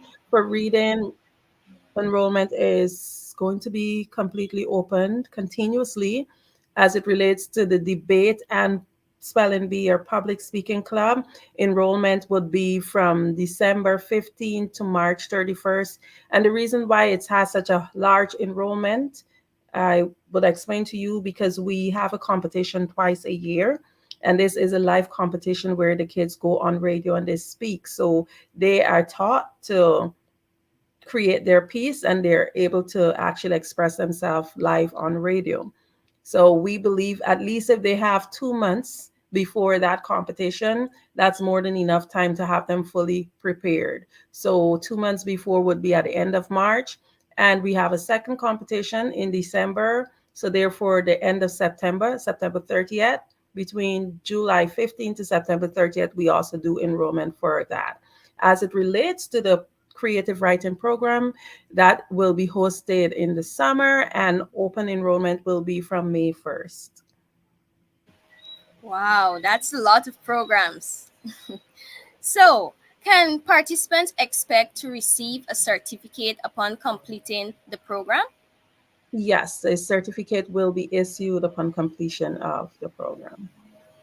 Okay. Next question I would like to ask you is what is the recommendation during a child to stay in the GKS program to maximize its benefits? I love that question because I would always pose this question to someone. If you are trying to be healthy, are you going to do it for 6 months? Or if you're trying to get well physically or build muscles, are you just going to work it for 6 months? No. And public speaking is a muscle, like our mind, our body is. And it's important that we continuously practice it. I am still learning from different experiences, like when I go into different settings to speak, certain protocols and etiquette and different things. Like as a speaker, we have to learn so many different things. And if you are a new speaker, you might not understand certain things you should do as protocol when you are asked to appear on certain forums. So it's important to continuously practice public speaking. The thing is that the more you do it, the better you become at it. It's important to not just do it for 6 months and say, hey, I have a certification and I'm a public speaker. And it's not because necessarily, like in some careers, some things change. It's not that it changes, but it's just that in order to become better, you really do have to practice. It's okay to put everything on theory. You can teach the kids about pause fillers, verbals, nonverbals, and whatever else. But if they do not get hands on experience and they're not continuously placed in an environment where they can practice those skills, they will lose it. I do think determination is key and practice as well. How frequently do you organize oratory competitions for the children there? Competitions are twice a year, and we're so excited about it. I believe for the mentors, it's one of the most exciting times for us because it gives us that opportunity to showcase what we've been teaching. And what happens is that we've seen our bravest kids sometimes they doing well, they become comfortable, and that's one thing. They become so comfortable in the classroom setting, presenting in the classroom, but then when they get on radio, they're like, ooh, I'm on radio and there's like over 9 million people listening to me, and the nerves set in. And the same thing it would be for life stages or whatever it is that they're faced with, if it's a job interview or if it's an interview for college or whatever it is. Because when the real life scenario hits you, the nerves set in. So can you imagine someone not being prepared, not having any exposure to public speaking before, and then being faced with something like that? They definitely would make a mess of it. So we do have that opportunity for the children to be able to present on a live stage. And that is twice a year. It's usually in June, either like the last week in May or the first week in June. This year it's going to be on the 8th of June. And if I'm correct, it's going to be on the 4th of December. But it's going to be two times within this year. It's going to be live on radio, and the children are going to be placed in that position where they can express themselves and showcase what is it that they've learned and be able to apply all the skills that they have learned over the past few months. How wonderful. That's a great opportunity for those children. So let's dive in a little bit more. Could you provide some insights into the topics that children typically address in their speeches? Most definitely. So, what we learn or what we teach them is that no matter what you're presenting as a presenter, there's always a category that it falls into.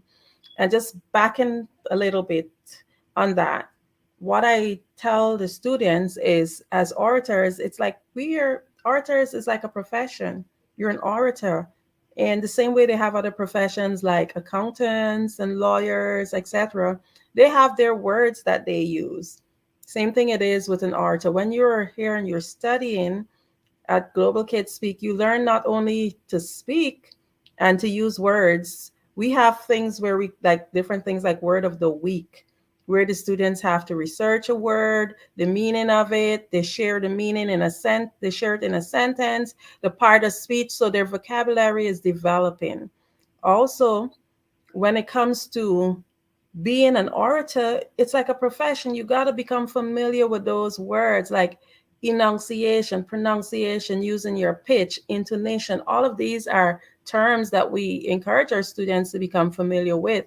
So that way that they would understand speech as a whole. So they're not just speaking, but they understand that there are different categories. So now going back to the categories, when the students decide what they want to do, some students want to say a poem. But what type of poem it is? We have two categories for poems. One is dramatic interpretation of poetry. The other one is oral interpretation of poetry. Dramatic interpretation of poetry, the child would likely use some form of a prop and be more dramatic, moving around and displaying verbals and nonverbals alike, along with physical items to get their message over and to engage the audience in the poem. When you have original, you have the other one, oral interpretation of poetry. It's poems like Maya Angelou, Still I Rise, and stuff like that, where they use their voice and their intonation and pauses to get the message through. So it's not dramatic or movements. It's more like you're using your voice and your facial expressions to get that message through. Then we have categories like declamation. Lots of students love to recite popular or famous speech. Declamation is basically, in a nutshell, a famous speech that was said previously by a famous person. And one of the most used speeches I find in our club is the Martin Luther King Jr. I Have a Dream speech. That speech is so passionate, and a lot of students love to re-say it. And when you do declamation, you basically take the audience back. You become that speaker and you just repeat what they say word for word, or sometimes by excerpts, but you take the audience back. So many times when my students are going through the I Have a Dream speech, I could see myself there in the crowd, and I just envision as if this child is Martin Luther King Jr. himself. So we try to get them to that stage where they're able to express. Then we have other categories like original oratory, where an orator may say a piece that's based on a fact or belief or research. But original oratory is pieces that were written completely by that orator, based maybe on some type of fact or some type of research. Maybe they may say, how do trees grow? And then they will give us an entire run through on how trees grow.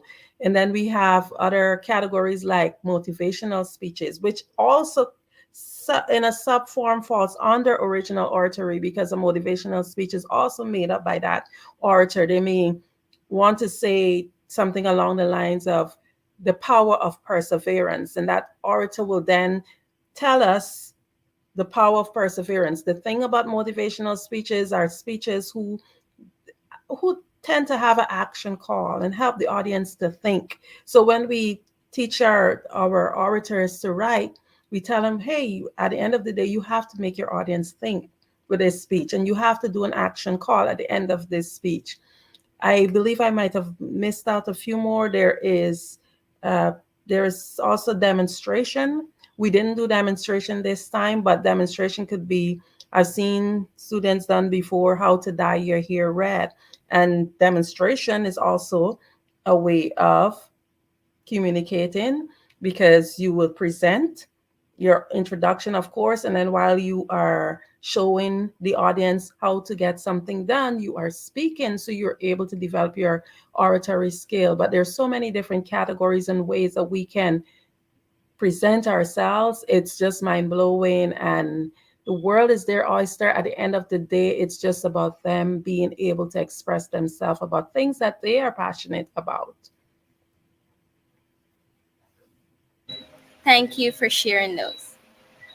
What specific skills and knowledge the children acquire through this oratory program? Oh, they do acquire a lot, and especially they learn about the importance of verbal and nonverbal communication. In general, the whole idea is about communicating. Everything is about developing those skills to become sound communicators. They learn about the importance of pronunciation, enunciation, their diction. They learn about pitch, how to use the right pitch. They learn about intonation, being able to raise and lower their voice as needed. They learn about the nonverbals, and one of the things that we teach them is that people actually they listen to you, but they look for the nonverbals more and they believe the nonverbals more than what they are hearing. They believe what they're seeing. So if you're saying, "Hey, I'm happy to introduce myself today," but you are wearing a frown, that audience is not going to believe you. They're going to say, no, something was wrong. There's probably something going on behind the scenes, or this person is not genuinely happy, and you're not able to engage your audience. And of course, they learn repetition, learn how to memorize and learn stuff. They learn research skills, because in order to present, one of the main things that we say at the end of every class, what is that we say? Proper preparation prevents Poor poor performance. performances. So they learn the importance of research skills, being prepared as a speaker. It's great to be able to speak impromptu as a speaker, but however, it's important as a speaker to learn to present on topics that you're familiar with. So we teach them stuff like that. What is it you're passionate about? Of course, there are times you go out to your comfort zone, but you are speaking as an expert in most forums, whether you're going to an interview or you're presenting or whatever it is. So the audience is expecting to gain knowledge from you. So it's important that you prepare and you do research. So they learn communication skills, verbals, nonverbals. They learn how to do research. They learn about the different ways to use their voice, their pitch, their tone, their diction, enunciation, pronunciation. They learn to express themselves. And one other important thing that a lot of people don't do, people hear, but they don't listen. We tend to test to see if your students are listening, because all classrooms must have your camera on. And you must actively listen to the other person who is presenting. It's for respect and also for you to learn how to listen, because we check to see if you're listening by asking, how did that person do? What did they do well? What do they need to work on? So listening is an important skill that your child also learns. And it's important for them to learn that as they go out into the world to help them also. Thank you for those amazing words and taking the time to speak with us and share about the Global Kids Speak Oratory Club. Well, thank you so much for having me here on the Black Business Network. Genius is common, and I'll see you on the other side.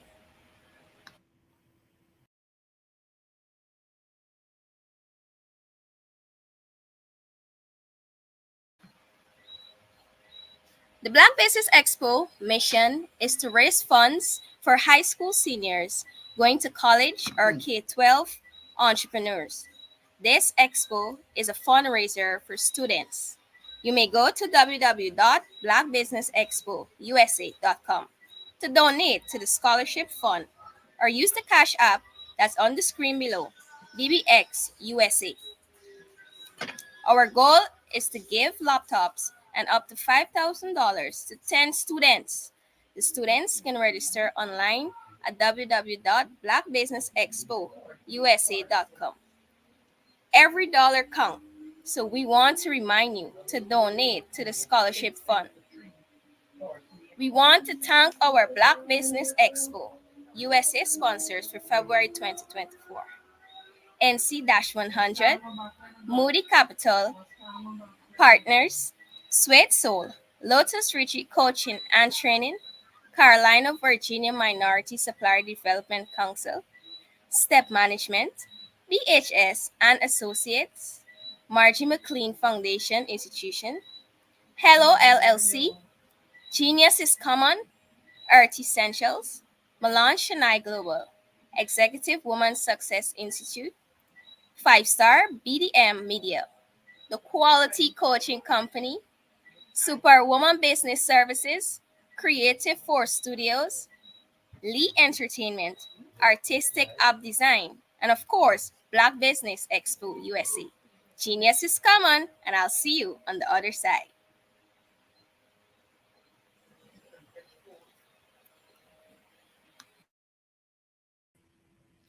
Thank you so much for that wonderful interview. I just came back on here to just tell you that you have done an amazing job, Kendra. Kendra is one of our students at Global Kids Speak Oratory Club, and she is just a living example of what we are doing. If you're interested in having your child enrolled at Global Kids Speak, please visit us at globalkidsspeak.com.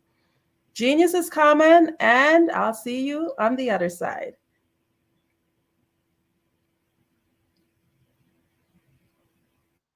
Genius is common. And my genius is nutritional strategy.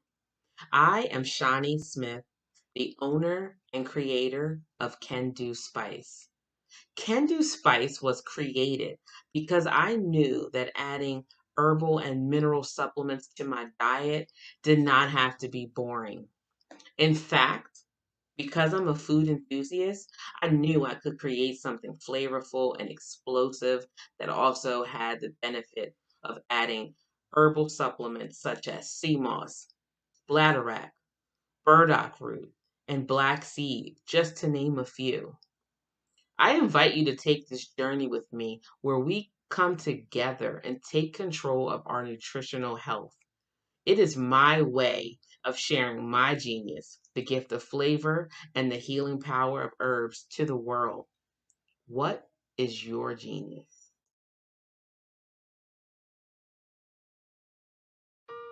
Hello, this is Israel, and I am CEO of Daydreams Interactive and author of Princess Planet.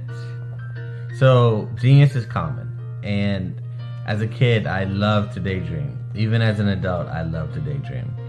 And when my daughter became 6 and loved princess characters, but we just could not find the diversity that showed her, we created our own characters. So, for instance, you have Princess Nulu right here. Princess Nulu is from Uganda, and her genius is that she loves to take care of animals. She can actually even listen and hear what they say. And then we have Princess Isabella right here. Princess Isabella, she's from Cuba, and her genius is biochemistry. One day she hopes to eliminate disease. Then we have Princess Nia right here, and Princess Nia is based off of my daughter, and she is what she wants to be, the greatest dancer alive. So that's her genius. So what's your genius? My genius is my imagination. Genius is common.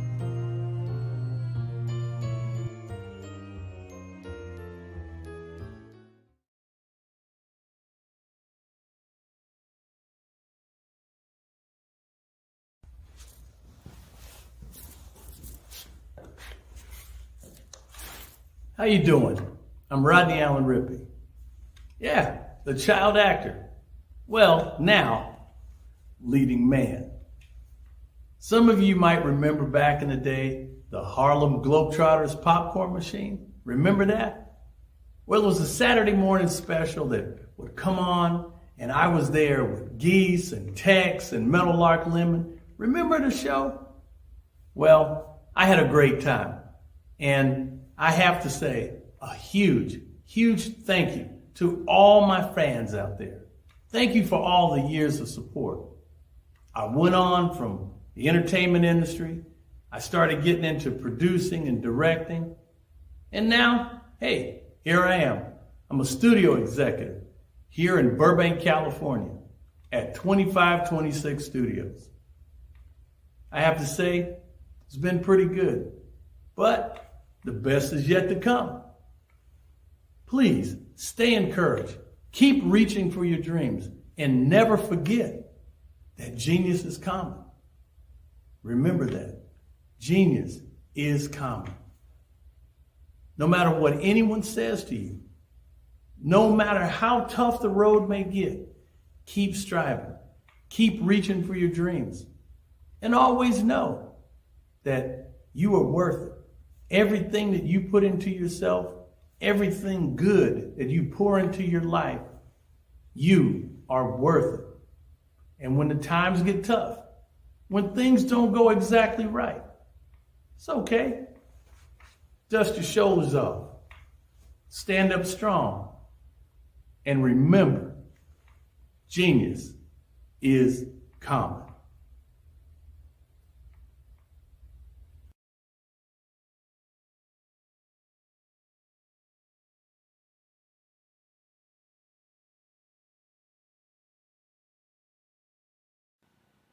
Hello, my name is Kiasi Helm and I'm 14 years old. I think my genius would probably have to be setting goals and achieving them. I say this because ever since I was young, I always wanted to be an author, and at age 11 I ended up achieving this. But not only did I end up becoming an author, I ended up becoming a public speaker, a publisher, a business owner, all these great things. The name of my business is Written by Kids Publishing Company. I decided to start this company because I thought it was important for me to help kids my age express themselves through literacy and just achieve their own goals. Because to me, achieving goals is the best thing in the world to feel. It's you just achieving things and aspirations that you set for yourself. And I know that everybody is capable of this because even if you don't end up achieving the goal, you still tried your best, and that's the most important thing.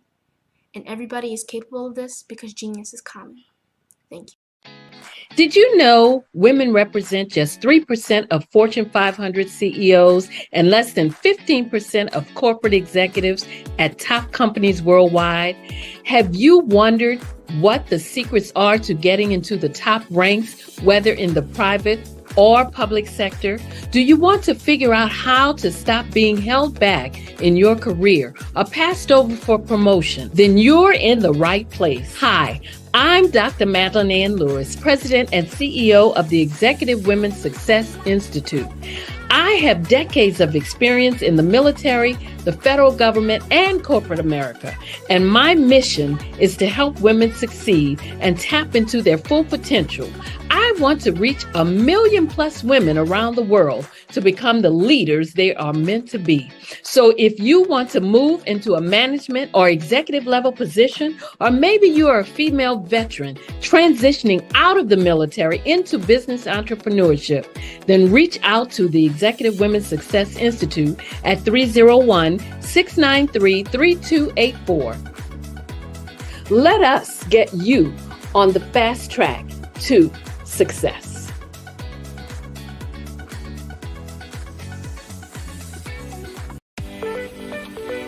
You are in the right place at the right time. The Black Business Network opens again for its Black Business Olympics, a 24/7 broadcast on business, strategies, global branding, social media marketing, finance, advertisement, and much, much more. Featuring the top, most powerful entrepreneurs and speakers and thought leaders from all around the world as they gather together for this phenomenal event. Join the Black Business Network streaming live into the metaverse, STEM City, USA, Black Multiverse, Pod TV, Roku, Hulu, iHeartRadio, Apple TV, YouTube, TikTok, Instagram, Google Podcasts, Facebook, LinkedIn, IBM TV, Spotify, and Twitch. Tune in today and be a part of this amazing movement. The Black Business Olympics welcomes you.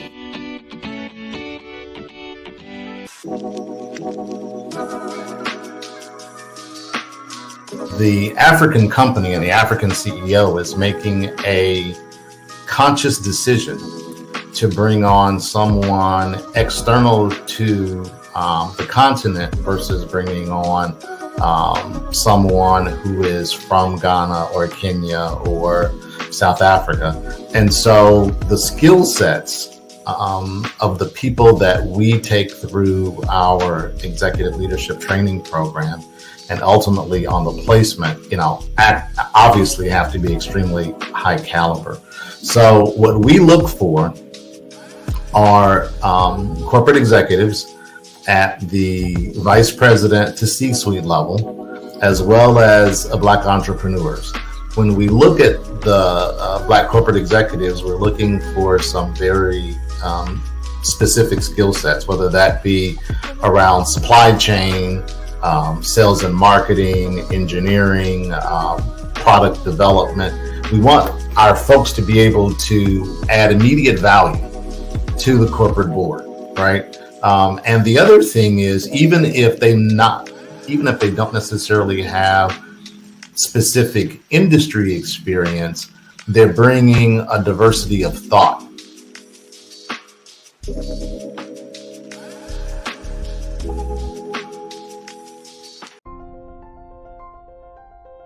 What if you could build your own city? A place where every child can find nurturing people to help them achieve their full potential. A place where every adult can access job training support, where health education is abundant.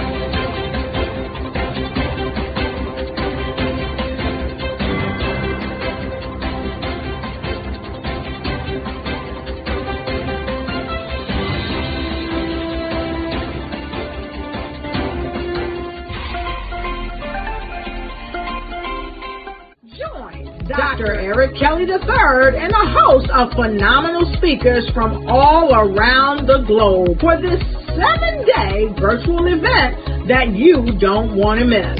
The mission of the Black Business Expo is to raise scholarship money from kids all the way from high school, all the way from college. The Black Business Olympics is one of the largest Black business showcases in the world. It is an opportunity for businesses and companies to showcase their businesses globally. We are going to be giving away laptops up to $5,000 away to students. Again, I'm Olivia Appleberry, the founder of 2 Cents Finance and one of the speakers for the expo. I am so excited to see you there. For more info, go to www.blackbusinessexpousa.com or call 919-308-9090 and hope to see you there. I am Black Business.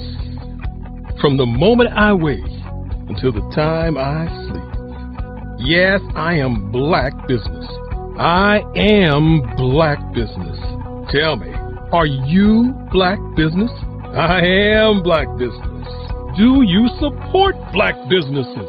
Listen, I support Black business because I am Black Business. Black Business Expo, one of the largest business showcases in the history of Black business in the world.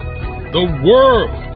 Sign up today at www.blackbusinessexpousa.com or call 919-308-9090.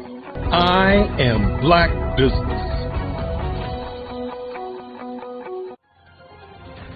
I am Black Business. From the moment I wake until the time I sleep, I am Black Business. I am Black Business. Are you Black Business? I am Black Business. Do you support Black businesses? I support Black business because I am Black Business. Black Business Expo, one of the largest business showcases in the history of Black America, in North Carolina. Join Dr. Eric Kelly III and a host of phenomenal speakers from all around the globe for this 7-day virtual event that you don't want to miss. The mission of the Black Business Expo is to raise scholarship money from kids all the way from high school, all the way from college. The Black Business Olympics is one of the largest Black business showcases in the world. It is an opportunity for businesses and companies to showcase their businesses globally. We are going to be giving away laptops up to $5,000 away to students. Again, I'm Olivia Appleberry, the founder of 2 Cents Finance and one of the speakers for the expo. I am so excited to see you there. For more info, go to www.blackbusinessexpousa.com or call 919-308-9090 and hope to see you there. I am Black Business. From the moment I wake until the time I sleep. Yes, I am Black Business. I am Black Business. Tell me, are you Black Business? I am Black Business. Do you support Black businesses? Listen, I support Black business because I am Black Business. Black Business Expo, one of the largest business showcases in the history of Black business in the world.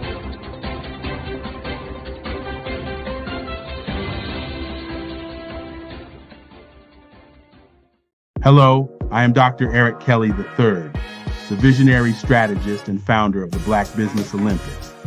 I invite you to showcase your Black-owned businesses on the Black Business Network global stage.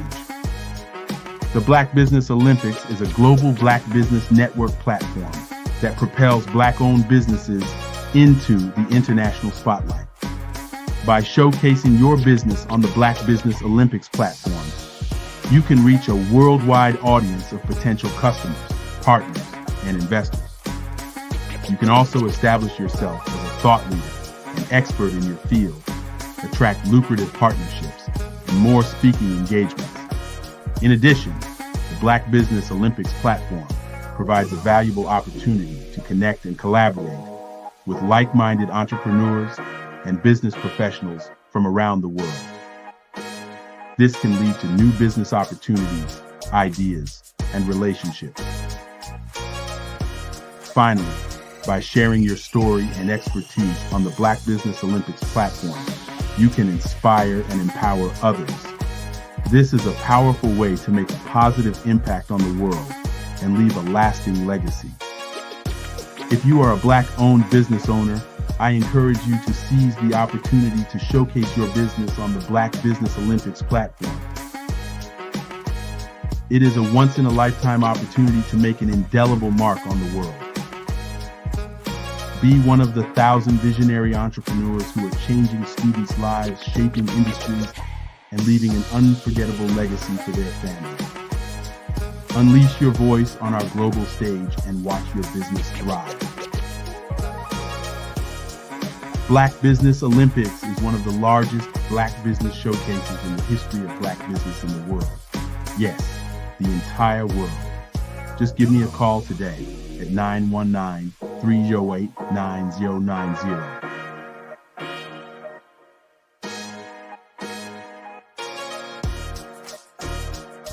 Was born in a little village on the island of Haiti. Many deadly diseases pounded me. It is as if they were on a mission to end my existence on this earth.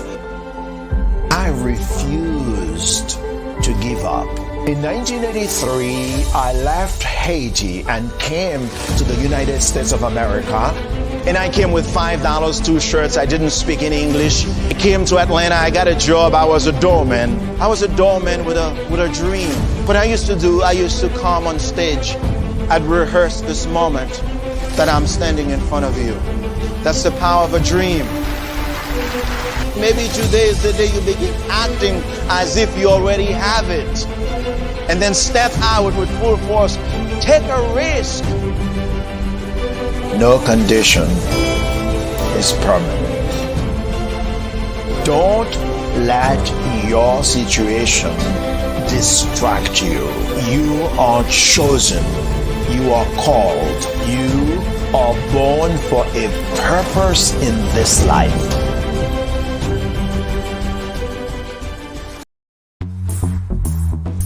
Attention all entrepreneurs and companies. Are you looking for reliable and efficient virtual assistants and back office support to help you manage your business tasks? Look no further than Superwoman Business Services.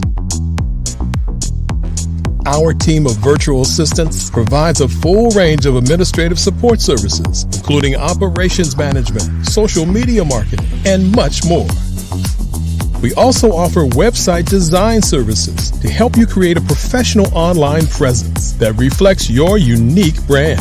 In addition to administrative support and website design, we offer business development and structuring services to help you grow your business and achieve your goals. We'll work closely with you to identify areas of improvement and develop a customized plan to help you reach your full potential. At Superwoman Business Services, we understand that running a business can be overwhelming and time-consuming. That's why we're here to help you fly high and achieve success. Our virtual assistants are highly skilled, experienced, and dedicated to providing you with the support you need to thrive. Come fly with us and take your business to new heights. Let us help you become the superhero entrepreneur you are meant to be.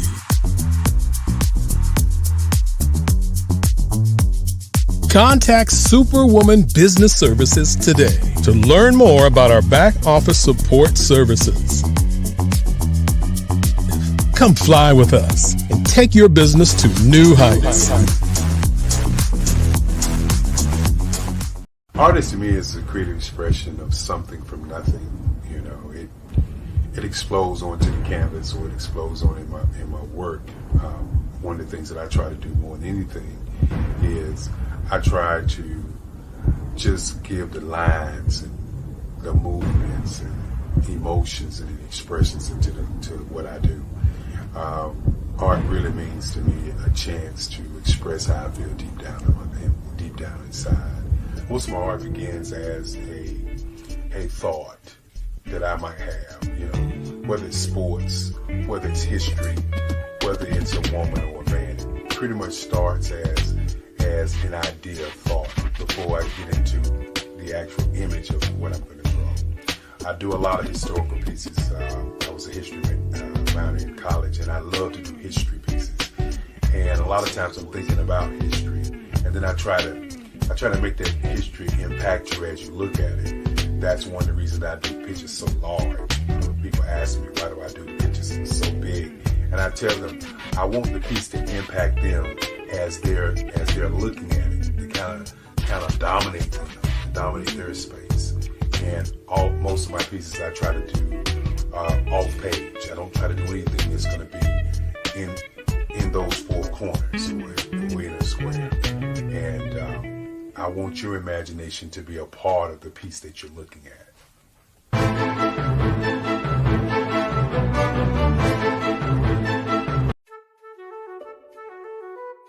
This is Dr. Arnold T. Petsworth. He's the owner of Petsworth Vet World, a veterinary clinic in Hopton, Connecticut. His patients include dog, cat, frog, fish, Goldie, dog, and this alpaca. Due to doctor-patient confidentiality, we can't tell you their names. Business at Vet World was steady, and then quarantine hit. Neighbors brought new four-legged friends into their homes.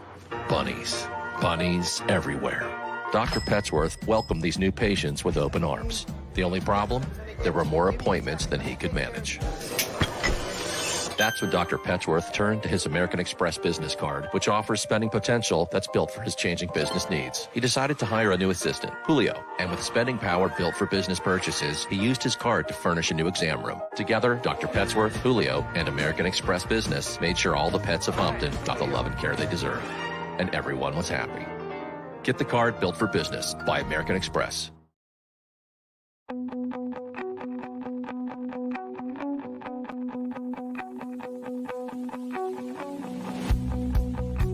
I am Black Business. From the moment I wake until the time I sleep. Yes, I am Black Business.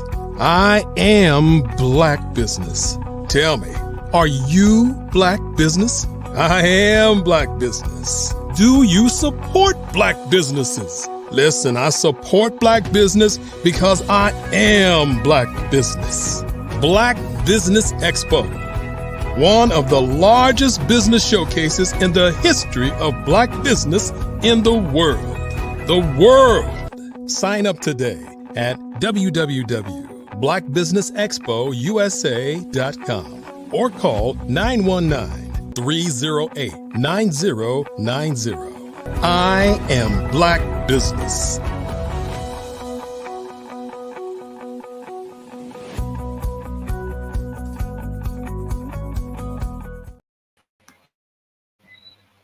Good day, business owners, entrepreneurs, thought leaders, and corporations.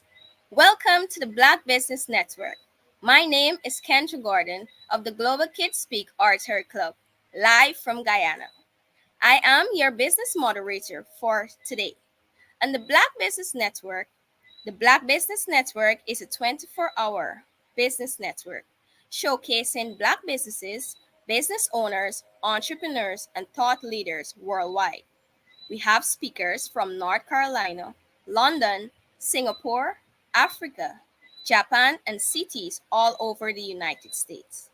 The Black Business Network is a global community sharing its business knowledge to empower, inspire, and educate businesses about business.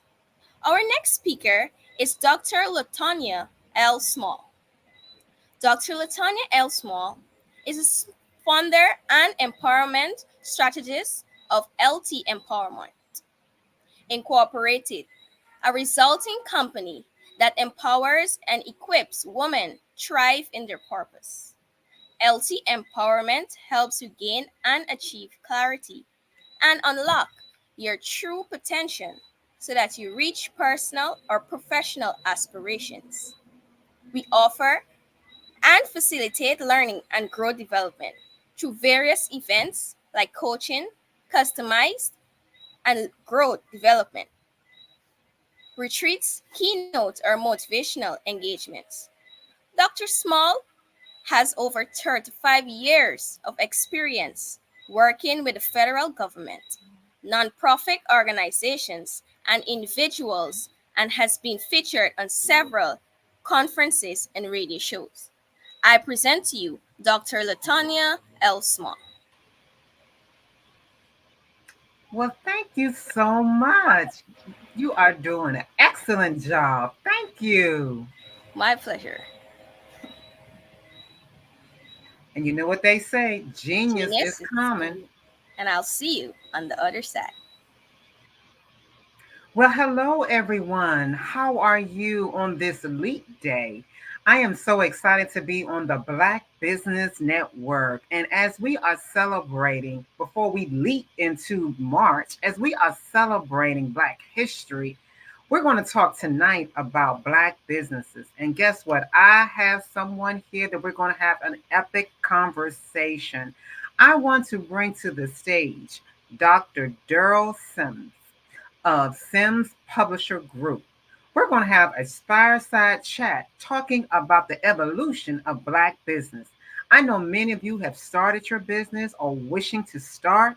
And so as entrepreneurs and those who desire to be own your own business, we're going to talk about how you succeed, how you create legacy. That's what we're going to do today. So, Dr. Sims, how are you? Welcome to the Black Business Network. Welcome.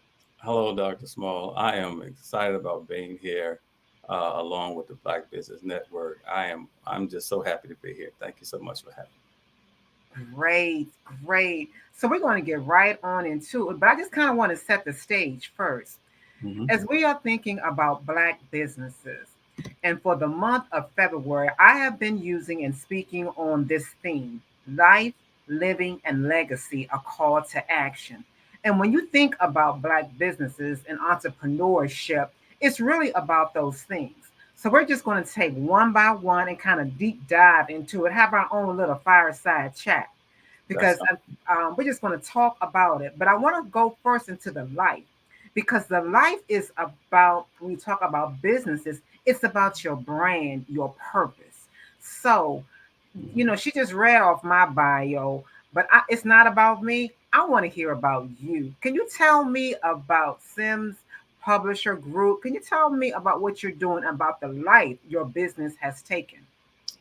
Well, Sims Publishing Group is a DBA of Sims Media Group.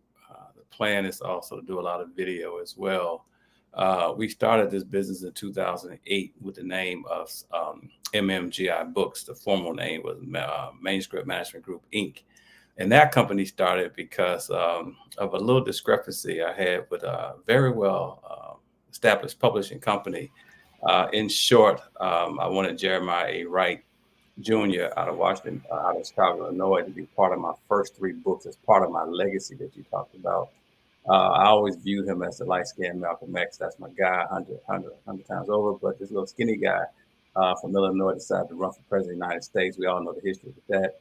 And the company decided that it was best not to put Jeremiah Wright into my 3rd edition of a particular book.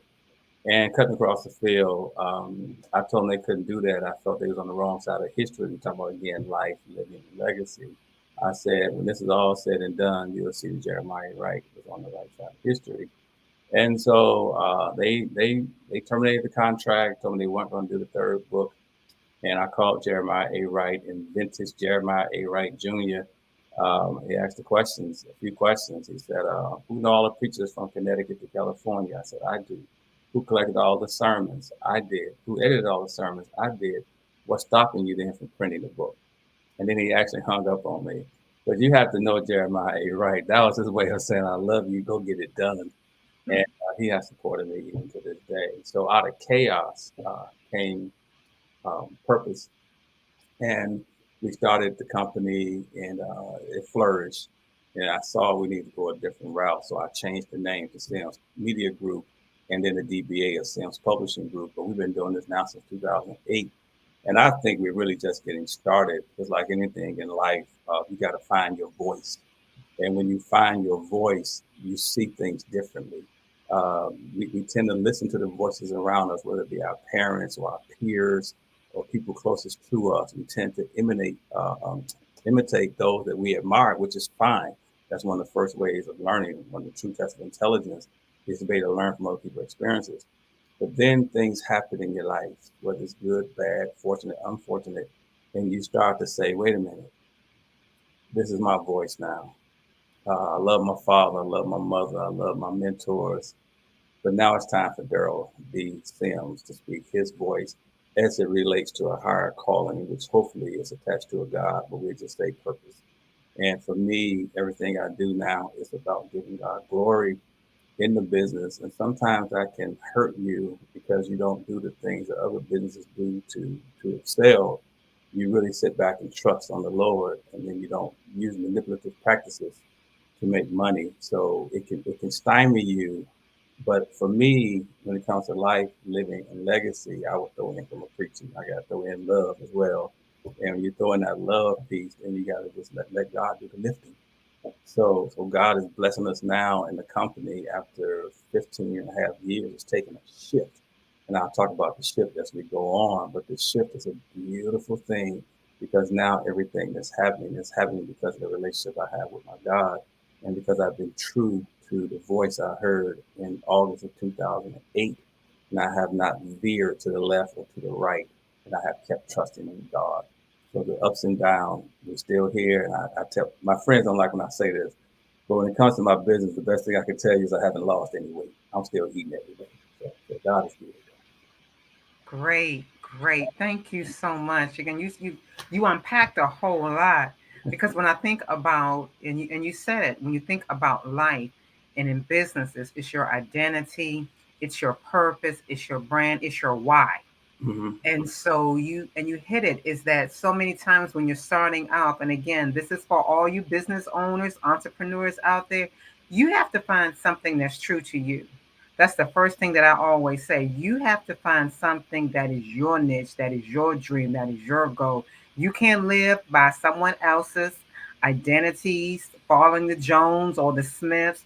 You have to follow what is on your path, the path that's laid before you. You have to know your talents, your strengths, and you operationalize that. And that's so important. And when you think about the life of business, and again, this is about how business have evolved throughout time.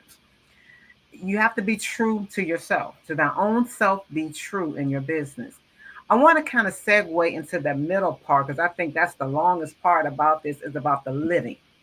Because when I think about the living of our Black businesses, particularly, and that's how we operationalize that. That's how we stay in existence. And it's talking about, your services, your products, your partnerships. What are some key things when you were thinking about when you were saying, because you've been in business, you said since 2008. And so how has that sustained you in terms of the living piece? Because once you have your purpose, that's great. And we'll talk about the legacy at the end, but how are you living? And you can think about it even today. How are you living? How are you existing today? What do you find some great tools that you can provide or even lessons learned? Well, a few things. Let me say today how I feel. I wish I had felt this way early on. I was so excited about purpose and passion, but I forgot to add into another word that's called worth. You have to value yourself. A person told me just today that my fees are too small. They don't match the talent that I bring to the table, and I appreciate that. And I'm going to look at that too because when I see the reality in terms of living, you have to make a living. You cannot be apologetic about charging for your services. Wait a minute. Say that again, because that is something that we struggle with, Well, particularly women. Well, Say that well, again. well. I mean, let me say this: you cannot be apologetic about charging for your services. We struggle with it. Yes, as I'm not a woman, but I would imagine women struggle. But we also struggle in terms of people of color. We've been duped to believe that it's our job to fix the world when the world has already been fixed. It's a matter of people breaking the rules. Your job is to enhance your life and those immediately around you while hopefully giving God some glory. But God did not call us to be broke. God did not call us to be poor. It's okay to say, this is what I'm worth. And if you're not willing to pay it, then move on. Move on. And that's where I am now. I don't even take as many clients as I used to because I'm like, no, you don't value what I do, and you're not willing to pay me the way I deserve to be paid and how I want to be paid. So therefore, I have learned this over the years. You actually can make more money with fewer clients if you do an excellent job with the clients that you have. And then when you do an excellent job with the clients that you have, they will refer people to you that's going to come with a certain mindset and readiness to pay you for what you're looking for, but not just pay, to also follow the directives that you give as well. This is how we do it. This is how it's done. And so, and even when we're talking about living, you have to be willing to adapt. Things have changed. The way I made my money in 2008 was to go to conferences all around the country. I do 3-4 conferences a month. And I'm bringing in more money than most people working at a job because at this point we have volume of products and then we have the relationships and associations. Well, that has changed now. COVID took my business way down because there was no infrastructure in terms of social media. So now if you're serious about being in business, you have to have a virtual reality. You have to have products that are strictly virtual as well as in person. And then you also have to be ready to come with something called partnerships and collaborations. You have to be able to say, this is the lane in which I am best in, and let me partner with some people who are better in other lanes. And it's okay partnering with people. Just make sure they're people with some type of ethics about themselves and a proven track record as well. It's okay to give a person a chance to see what they can do, what have you. but you want to get with some solid people that have proven themselves. No matter what brand it is you're doing, no matter what business you're in, you want to have some strong partners. And then you have to be willing to do another thing that we as entrepreneurs don't like. You got to be willing to take criticism. You have to be willing when people say, look, this is what I see, this is the blind spot, you don't see it, you don't da-da. And then like not only accepting what you can and cannot do and stay in your lane as a business, you have to do it as an individual as well. There's some things I just don't want to do and some things I cannot do. Therefore, be willing to spend the money to pay someone who does this what you're trying to do. So you got to be willing to charge the fees that you're worth, and you got to be willing to spend the money as well to make money. You are so on point. You are so on point. I just kind of want to, and you dropped so much, and I hope those of you who are out there, because you know the Black Business Network is global, so I hope you're taking down your notes. And again, if you have any questions, feel free to, put them in the chat or send them to the Black Business Network so we can address those. Mm-hmm. But let me go back a little bit, because when we were talking about, you said about your worth, understanding your worth, and not being ashamed or apologetic, not apologizing for that, for your services, for your value that you add to it.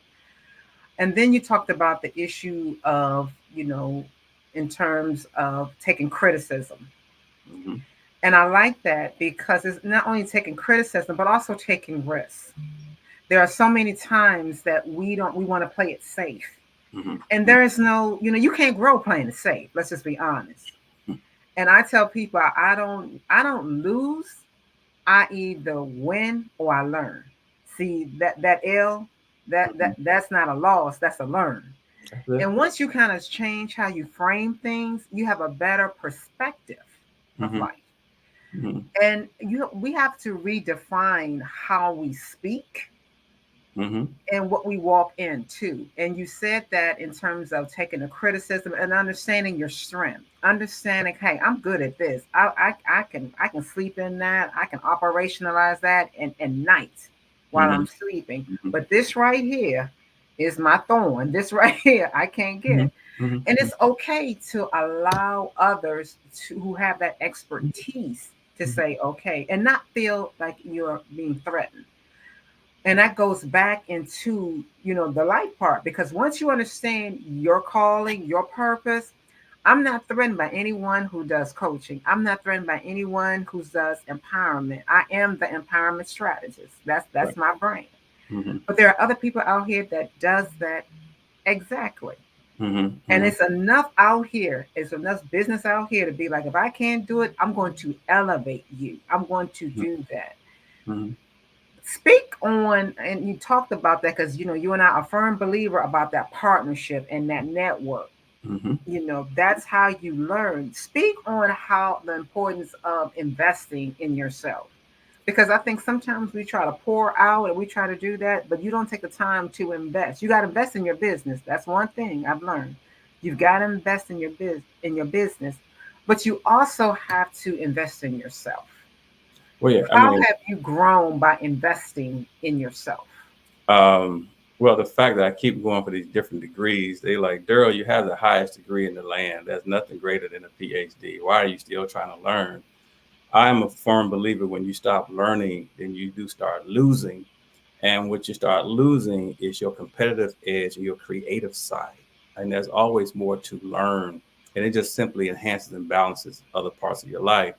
I think that when you understand that your net work will equate to your net worth, then you start to realize that when you learn new things, it puts you in position to be around more people. And when you're around more people that are doing more things, it just widens the net for you to be part of a host of opportunities. I have a friend who is doing so well in a particular brand of leadership training that he's overwhelmed. And he's like, look, I need some help. And he said, I need you to go to YouTube, look at these videos. After you look at these 6 videos, come back, talk to me. And I'm going to give you some personal training. And I'm going to give you some clientele to work with. I was like, wow. But he's only able to do that because he understands how my brain works. And he understands that I have the capacity to learn new things. So now Personal development will have a direct reflection on your bottom line. Whether if you cannot give yourself an hour every morning, if you don't think you deserve an hour every morning, and how you divide that hour up is up to you. Whether you spend some time reading the Bible or any book of inspiration, and also listening to some tapes, some coaching tapes, what have you, audio books, whether it be going to the library and taking them out. You don't have to buy everything, and you just have to pour into yourself, because one of the worst things you can do is pour out, pour out, pour out, pour out, and then don't allow yourself to be refilled. So now you operate on fumes, which means you're not at your best. You're not at your best creativity. You're not at your best productivity. You're not at your best living. And then you have to be intentional with investing in yourself to say, look, this Saturday between this time and this time, hey, if I got to turn my ringer off, so be it, because I understand there's more to life than finance. Friends matter, family matter, fun matters. All these different things matter, because if you don't get refilled and replenish yourself and get a restart, so a reset, so to speak, now you're going to burn out, and now you're not worth anything, you're not worth much to anyone at all. So you have to be intentional about putting something back inside of you, whether it be something you go and read, something you go and listen to, a network or a group of people that you can sit and just be poured into. As you give a little, they give a little as well. But you have to be intentional with that. And if you're not intentional with it, then time will catch up with you, and you will find yourself sick or lonely, depressed, or what have you, because God calls us to be balanced as well as successful. That's it.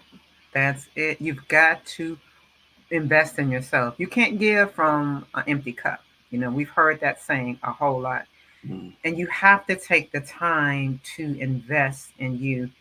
And it's almost like I hear a lot of people say, well, you can sleep when you die. You can sleep when you die. You go out here for the hustle. You gotta, you gotta make the money. You gotta make the money. And I'm a firm believer, all money, isn't good money. I don't take clients that's not a fit for me and my business. And I know you do the same thing. But you hear people to say, like, hey, you've got to continue to get out there, that hustle. You got to go out here. You got to get that, push yourself, push, push, push. But you got to know when to push, and you got to know when to step back. Yeah. You got to know when to step back to refresh and regroup. And again, know your cycle in your business. And that's a part of the living. For example, I know that my dead times in my business is in the beginning as the first quarter. That January, February, those are kind of my planning months. Those are basically my dead times. Come March, I start ramping up. I'm ramp up from about March till about November, and then I kind of go back down. And so you have to understand those seasons in your life. So let me tell you this. Let me ask this, as we're having this great fireside chat. What are some lessons have you learned? Because if you've been in business, all that, I mean, that's hats off.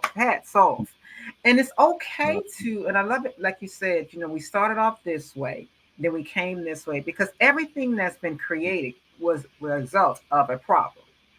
Yeah. You just said your company came as a result of a problem. Everything that has been designed has been a result of an issue of how can I help? Even in that segment, there are things that, it just didn't go well. I've gotten some lessons here. So what would you tell the younger Dr. Daryl Sims or Derek? What would you tell that younger generations who looks at things differently, because they don't understand? I'm gonna just keep it real. We're our age range, they don't understand. They think everything is easy. Get a YouTube and you got it, Well, a few things. One I would recommend. First thing is, don't take anything personal.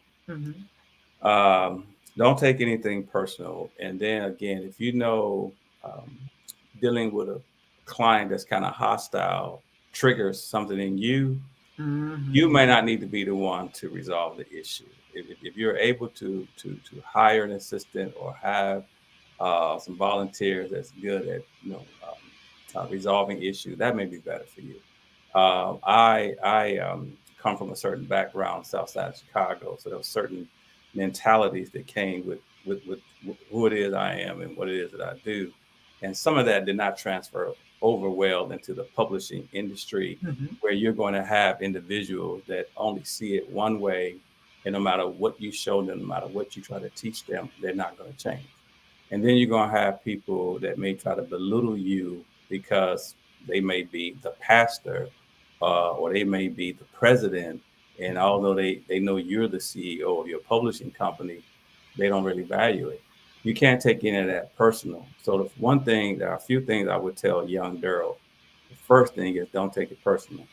The second thing is, although we say the customer's always right, we know it's a lie, but you still act like they're right because you just want to just move on and do the best work you can do. And no matter what they say about you personally, they can't say anything about you professionally. And then also create a savings account, create a savings program where money is put away to the side. And even when the business is suffering, so to speak, or kind of, cash flow is not there, you still do not touch it. It does not exist because as an entrepreneur, if you don't take out certain forms of insurance, or don't pay into a retirement plan, you can find yourself 60 years old with nothing in the bank. And now you have to keep working just to kind of make the ends meet, what have you. And then what have you. You don't have the money. And then also diversify your money. Now you don't have to be the one to go out and buy the real estate. For me, young girl, I would want to be part of an investment club. I want to be part of a real estate club. I want to be part of somebody that has some CDs off to the side and she's going to have income coming in different forms and savings in different forms as well. And one of the best ways to do it, I'm not trying to advocate for anyone, but if you have a young child, go get that whole life insurance policy right now for $200,000, $500,000 and pay that money, because that's money you can borrow against it later on. So they turn 18, 20 years old. Now you have $100,000 that you can borrow against the policy. It's yours anyway. So now you can borrow against the policy with some other things. So I don't want to give you any type of financial advice. That's not my forte. But however, a young girl, I will put money in different places because while I'm waiting on that one book to sell 100,000 copies, it may come, it may not come. But you don't sit back and just wait on that. So as a publisher, then and even now I'm diversifying my portfolio in terms of not just manuscripts, printed books, audio books, ebooks. Then I'm about to start doing webinars. Then I'm about to do free workshops just to get in front of the audience. So if I call a church, this is really part of my plan. I have hosts of friends all around the country. Hey man, I do a piece on men's ministry. I got this book, My Body, My Manhood. I do a workshop. Just let me do a Zoom with your men, free of charge, no problem. Because I want to do what? Get them to my website. So if I go in there and say something worthwhile, they say, oh, let's go check out what he's talking about, Adam Come Home, or My Body, My Manhood, or The Burden Bearer, whatever book we've done, The Soul of Manhood, what have you. So that's, you got to be innovative. You got to be willing to give stuff away. And then that's a natural tendency that when you give people something, they really do want to give something back to you. It may not be in the form of money. It may be in the form of a good word. It may be in form of a recommendation or a referral. I mean, plant those seeds of love and hope and prosperity in other people, and the principles of God. Not to have a monopoly on God, but the principles of God don't lie. You're gonna always get back what you put out there. Some call it karma. I just call it you give love, you get love. That's the bottom line for me. You said it. In fact, it's so funny you say that because I had a meeting with my coach, and that's one thing that I do advocate for business owners. Anybody have a coach. Have a coach, and your coach should have a coach. Hello? Yeah. Anything that's important to me, I have a coach, a mentor, a trainer, someone who's an expert in that area. Always. And that's part of my team. They help me. They have the expertise, so I rely on that. And that's what we were talking about this very evening, was in terms of taking your clients, taking people, your leads, taking them on a plan. You do that. You do have those low to no cost items. You know, hey, let me do this. I have a free ebook. Hey, I'm going to do this. You do those low. You know, you start them low with the no cost to low cost.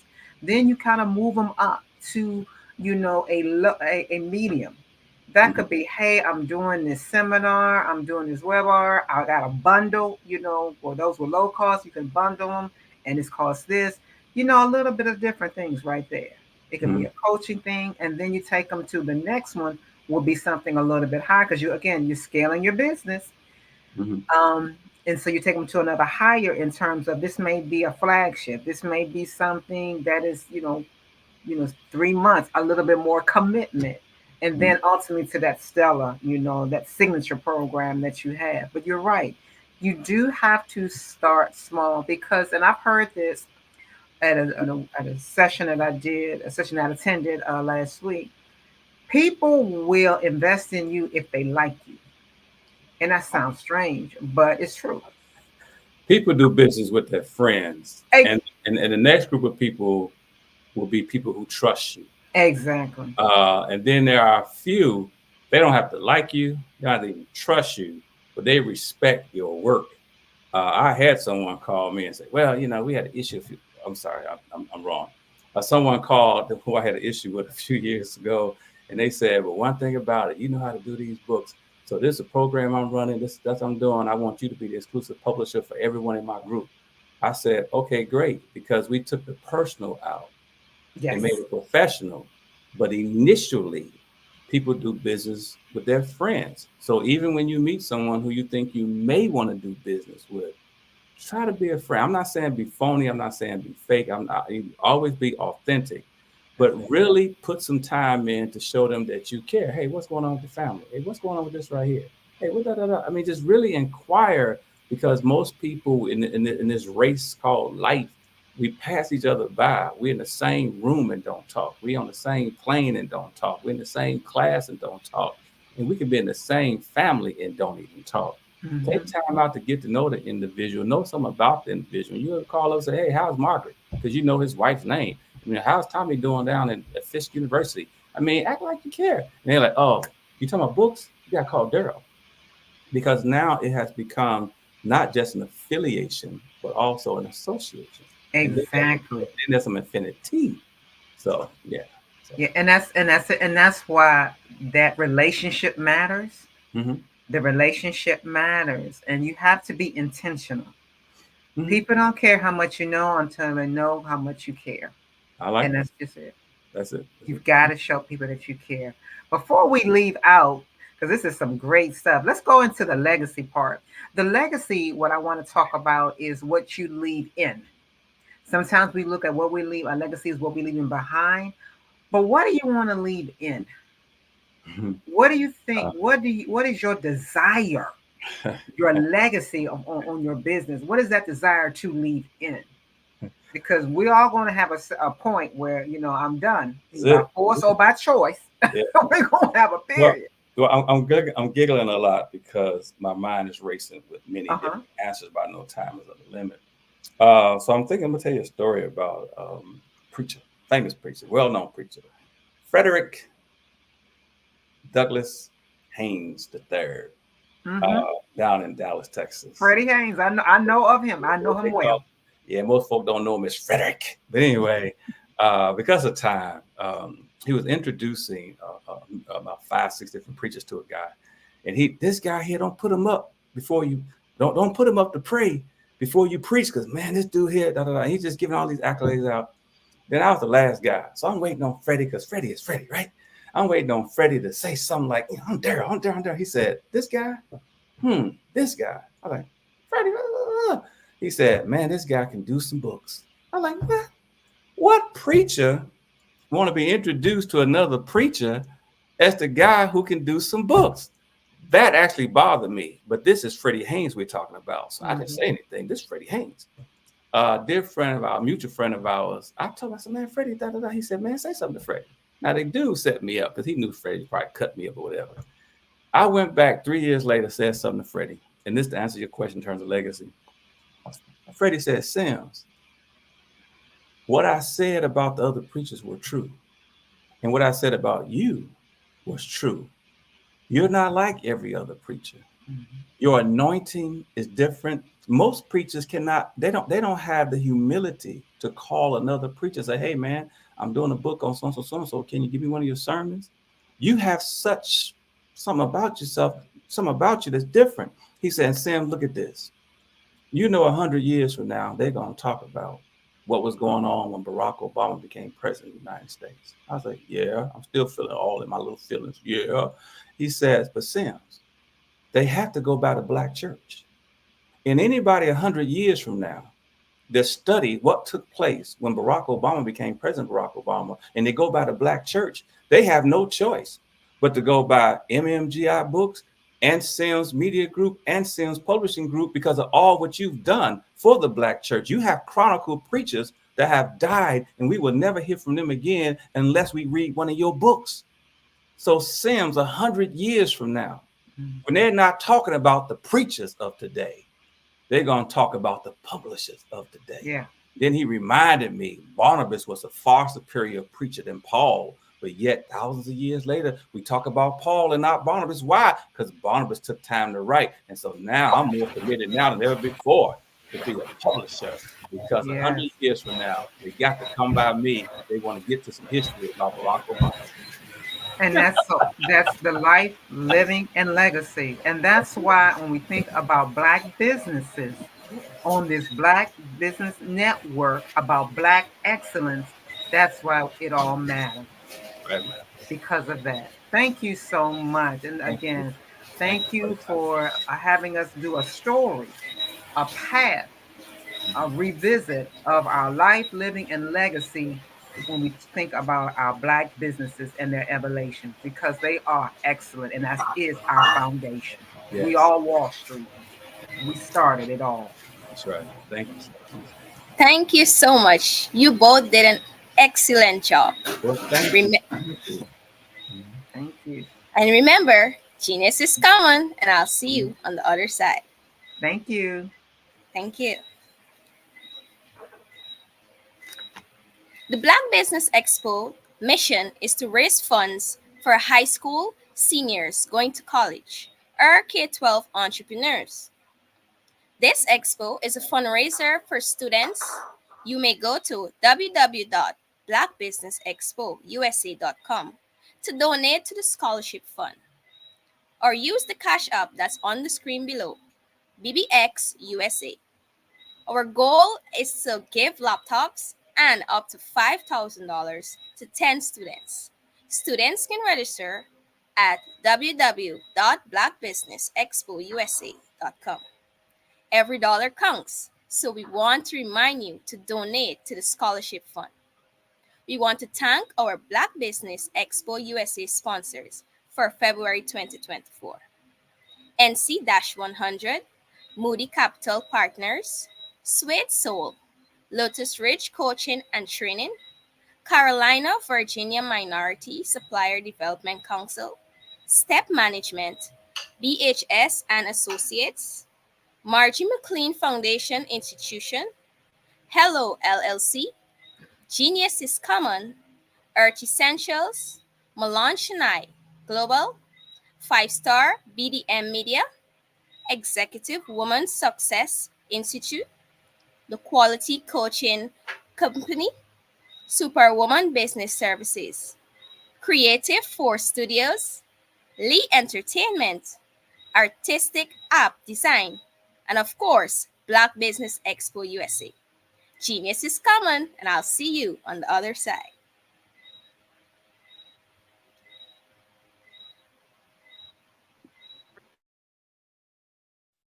Hello, I'm Dr. Madeline Ann Lewis, President and CEO of the Executive Women's Success Institute.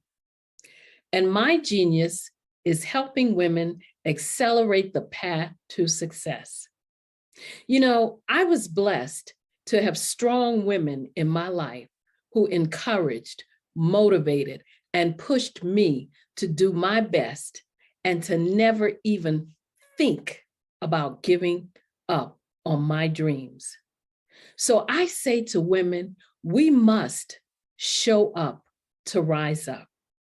We have talents and potential, But who will see them if we don't speak up and get noticed?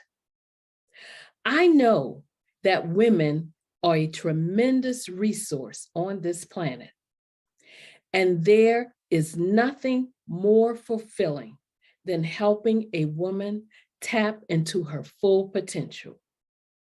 I do this because I want to be a part of helping as many women as I can to show up, to rise up. I do this because genius is common.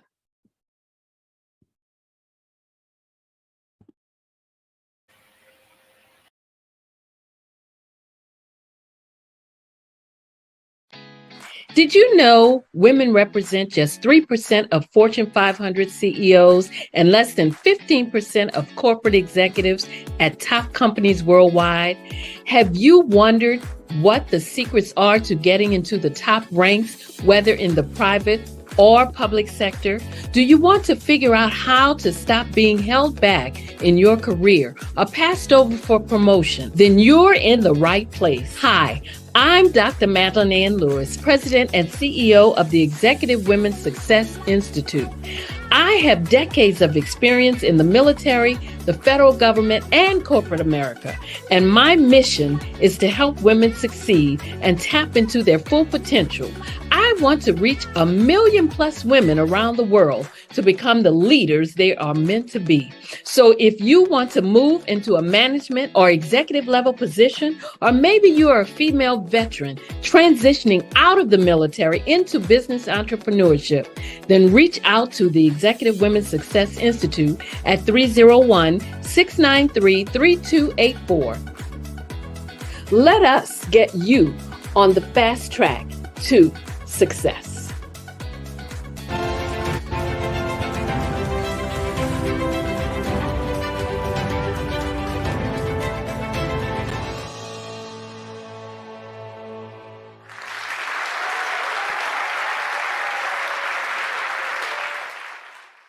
You see the career opportunity. You feel it's yours. After all, you're well qualified, but you don't apply. You feel stuck and can't move forward in your career. I've learned as a 10-year career strategist, we must learn how to show up. To show up, we will rise up. We have an amazing resource on this planet, a resource with tremendous potential. That resource is us, women. Far too many of us, when we want to rise up and advance in our careers, we hit an invisible barrier. It's called the glass ceiling. And when we do make it through the glass ceiling, chances are we're more closely scrutinized than men. As women, we face more barriers to promotions in many organizations. However, I've discovered the biggest barrier, believe it or not, is ourselves. As women, we often hold ourselves back.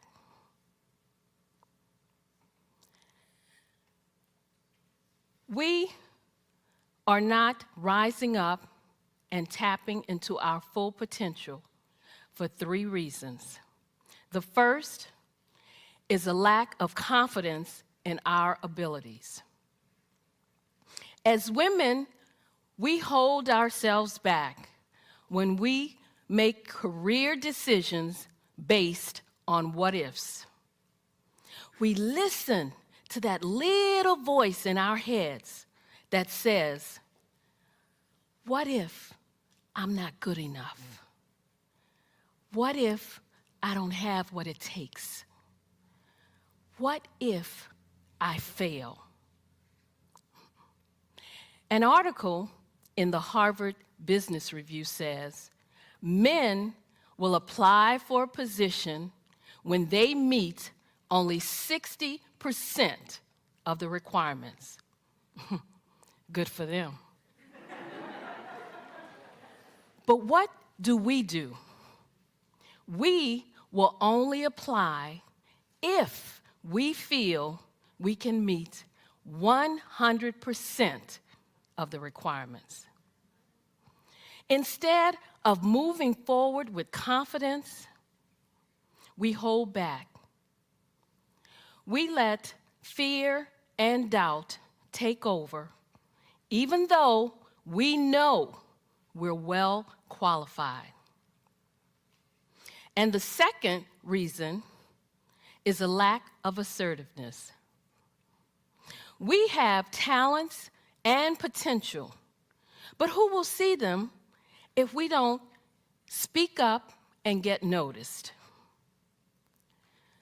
When we join a meeting, we often sit in the back or to the side. When we could assert ourselves, we don't. We shrink back. We let others interrupt us or say nothing when other people take our ideas. When we do speak up, we express ourselves with uncertainty, saying things such as, I'm not sure if this is relevant. I don't know if this is helpful. This may not be a good idea, but when you and I use words and phrases like these, we undermine our credibility. And the third reason, we don't build a support network. My friend, Kim, applied for a position. Her female supervisor felt she was more than qualified. But the supervisor would not give Kim a recommendation. The supervisor felt it would look too much like favoritism. To me, this just looked like one woman who would not reach back and help another woman. If we want to rise up, we must learn to support each other. We need to show up to rise up.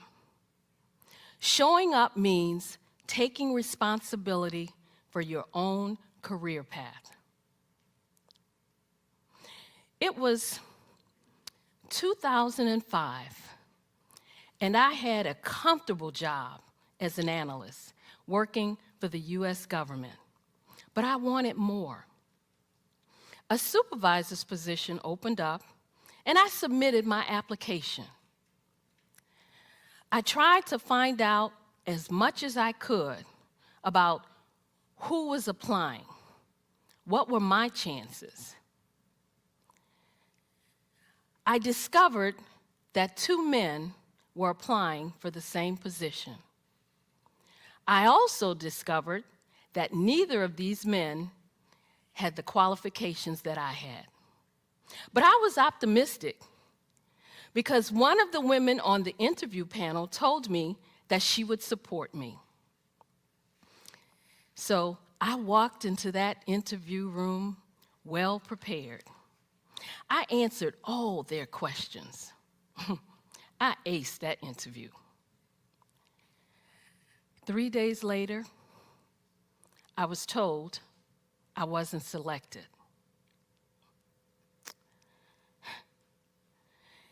Not only did they select the least qualified one,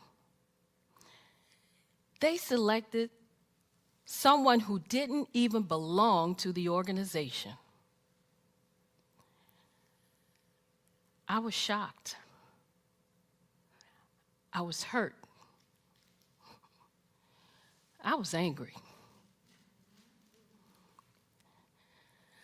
I thought, how could this be? It was like a slap in my face. I deserved that job. I thought, maybe I should just look for a job somewhere else.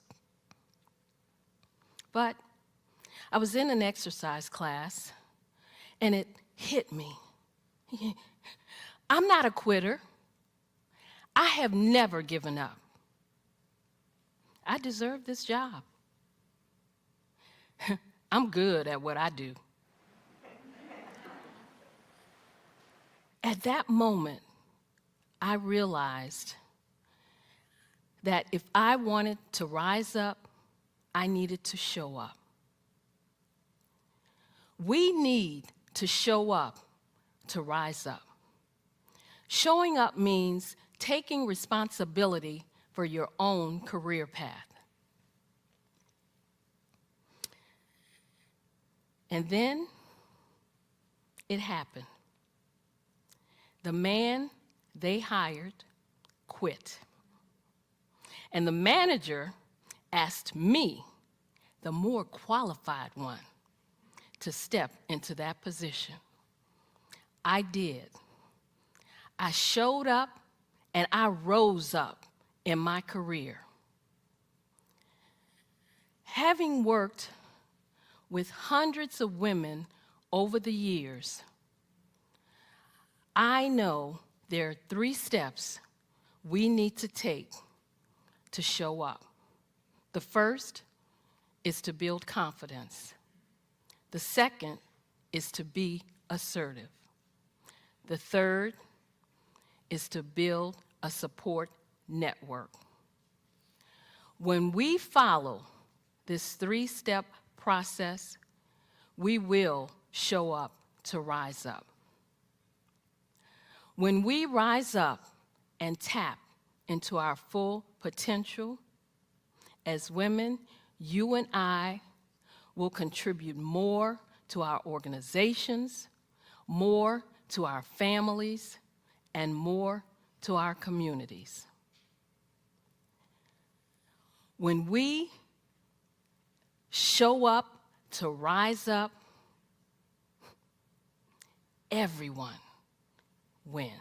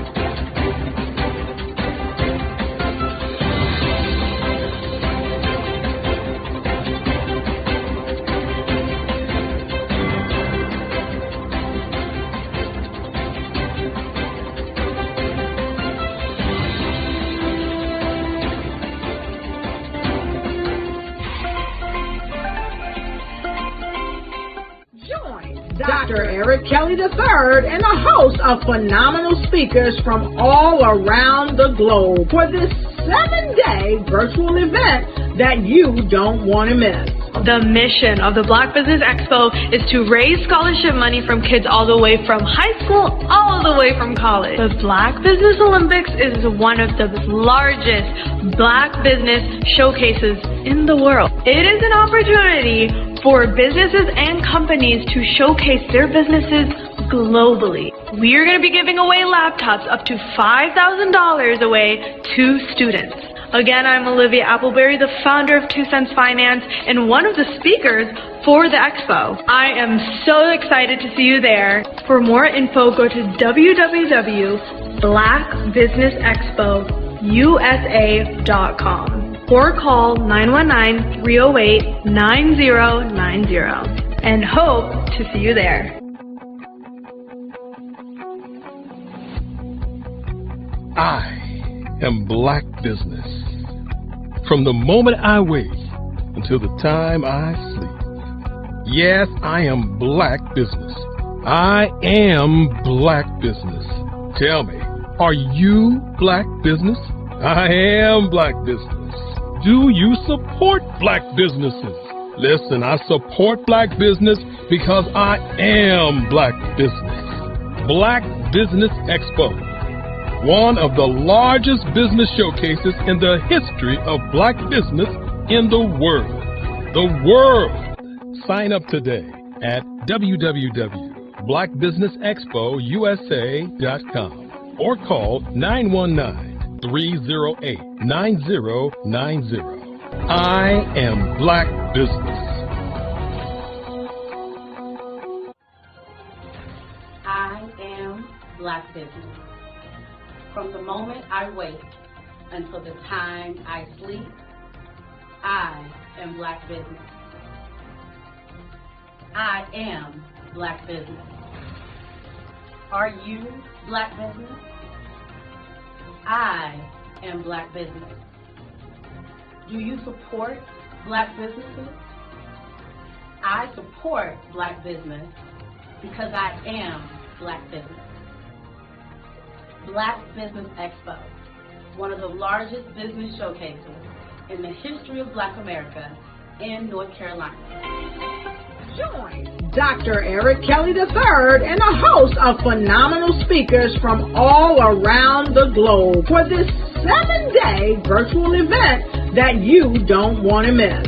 The mission of the Black Business Expo is to raise scholarship money from kids all the way from high school, all the way from college. The Black Business Olympics is one of the largest Black business showcases in the world. It is an opportunity for businesses and companies to showcase their businesses globally. We are going to be giving away laptops up to $5,000 away to students. Again, I'm Olivia Appleberry, the founder of 2 Cents Finance and one of the speakers for the expo. I am so excited to see you there. For more info, go to www.blackbusinessexpousa.com or call 919-308-9090 and hope to see you there. I am Black Business. From the moment I wake until the time I sleep. Yes, I am Black Business. I am Black Business. Tell me, are you Black Business? I am Black Business. Do you support Black businesses? Listen, I support Black business because I am Black Business. Black Business Expo, one of the largest business showcases in the history of Black business in the world.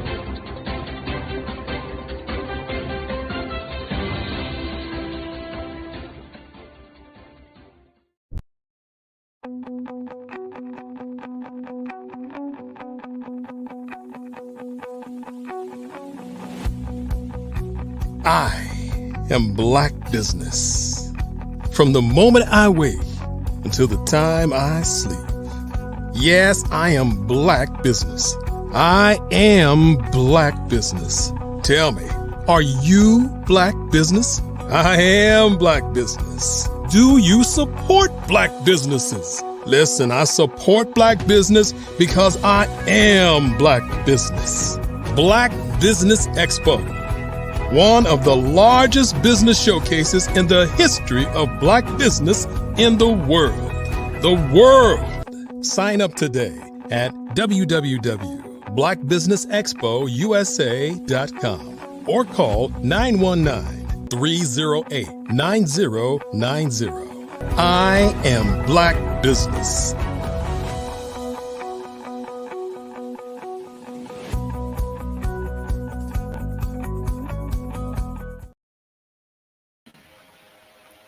Good day, business owners, entrepreneurs, thought leaders, and corporations.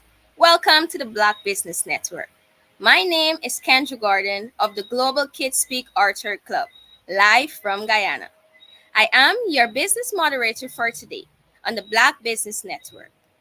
The Black Business Network is a 24-hour business network showcasing Black businesses, business owners, entrepreneurs, and thought leaders worldwide. We have speakers from North Carolina, London, Singapore, Africa, Japan, and cities all over the United States. The Black Business Network is a global community sharing its business knowledge to empower, inspire, and educate businesses about business. Our next speaker is Dr. Madeline Ann Lewis. Dr. Madeline Ann Lewis is the president and CEO of the Executive Women's Success Institute, a 22-year Army veteran, international TEDx speaker, international best-selling author, creator of the online course, Crack the Career Code, Unlock the Amazing Power Within to Lead with Confidence, Charisma and Credibility, host of the Success for Women radio, TV show, career strategist, trainer, and business consultant. She helps women progress in their career into upper management and executive level positions by providing them with a fast track, yet comprehensive toolkit of life skills and abilities. She also helps women and female veterans who are transitioning out of the workplace and military into business entrepreneurship. Dr. Lewis has numerous awards and accolades. She was just awarded the Prince George's Chamber of Commerce 2023 Excellence in Business Visionary of the Year Award. She also received the Most Influential Woman Empowerment Coach Award from Canadian Ambassador H.E. Denise Gugfavi.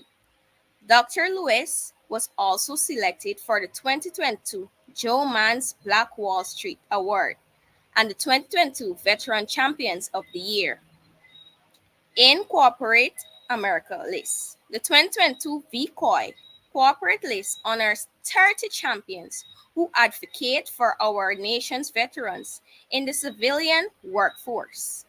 She was also selected to receive the Acquisition International 2022 Most Empowering Woman Success Coach Award. Among her many accolades, she has been quoted and written about in numerous magazines. Her mission is to help women accelerate their path to success. I present to you Dr. Madeline Ann Lewis. Well, hello. How are you? I'm great. How are you? I am doing very well. It is great to see you. Great to be here. Thank you. Genius is coming, and I'll see you on the other side. Well. Here we are again. And you know what? I continue to be honored to be on such a phenomenal platform as the Black Business Olympics and the Black Business Network, which, as we all know, broadcasts over 145 speakers from around the world and the globe. And they do it for 7 straight days in a row. I mean, I tell you what, it just makes me proud just to be able to reflect on that. Proud because I get to pick the brain of the visionary and the founder of this groundbreaking platform, Dr. Eric Kelly III. I am proud to see and to hear so many awesome Black sisters and brothers, Black women and men, business owners who share their expertise and who provide so many resources. And I hope you know this is Black history. This platform is a part of our Black history. If you've been watching and listening this week, then you should be proud to have had the opportunity to be a part of this history making platform. This week so far, you have seen and been a part of the best business owners, business leaders, thought leaders, and heads of corporations worldwide.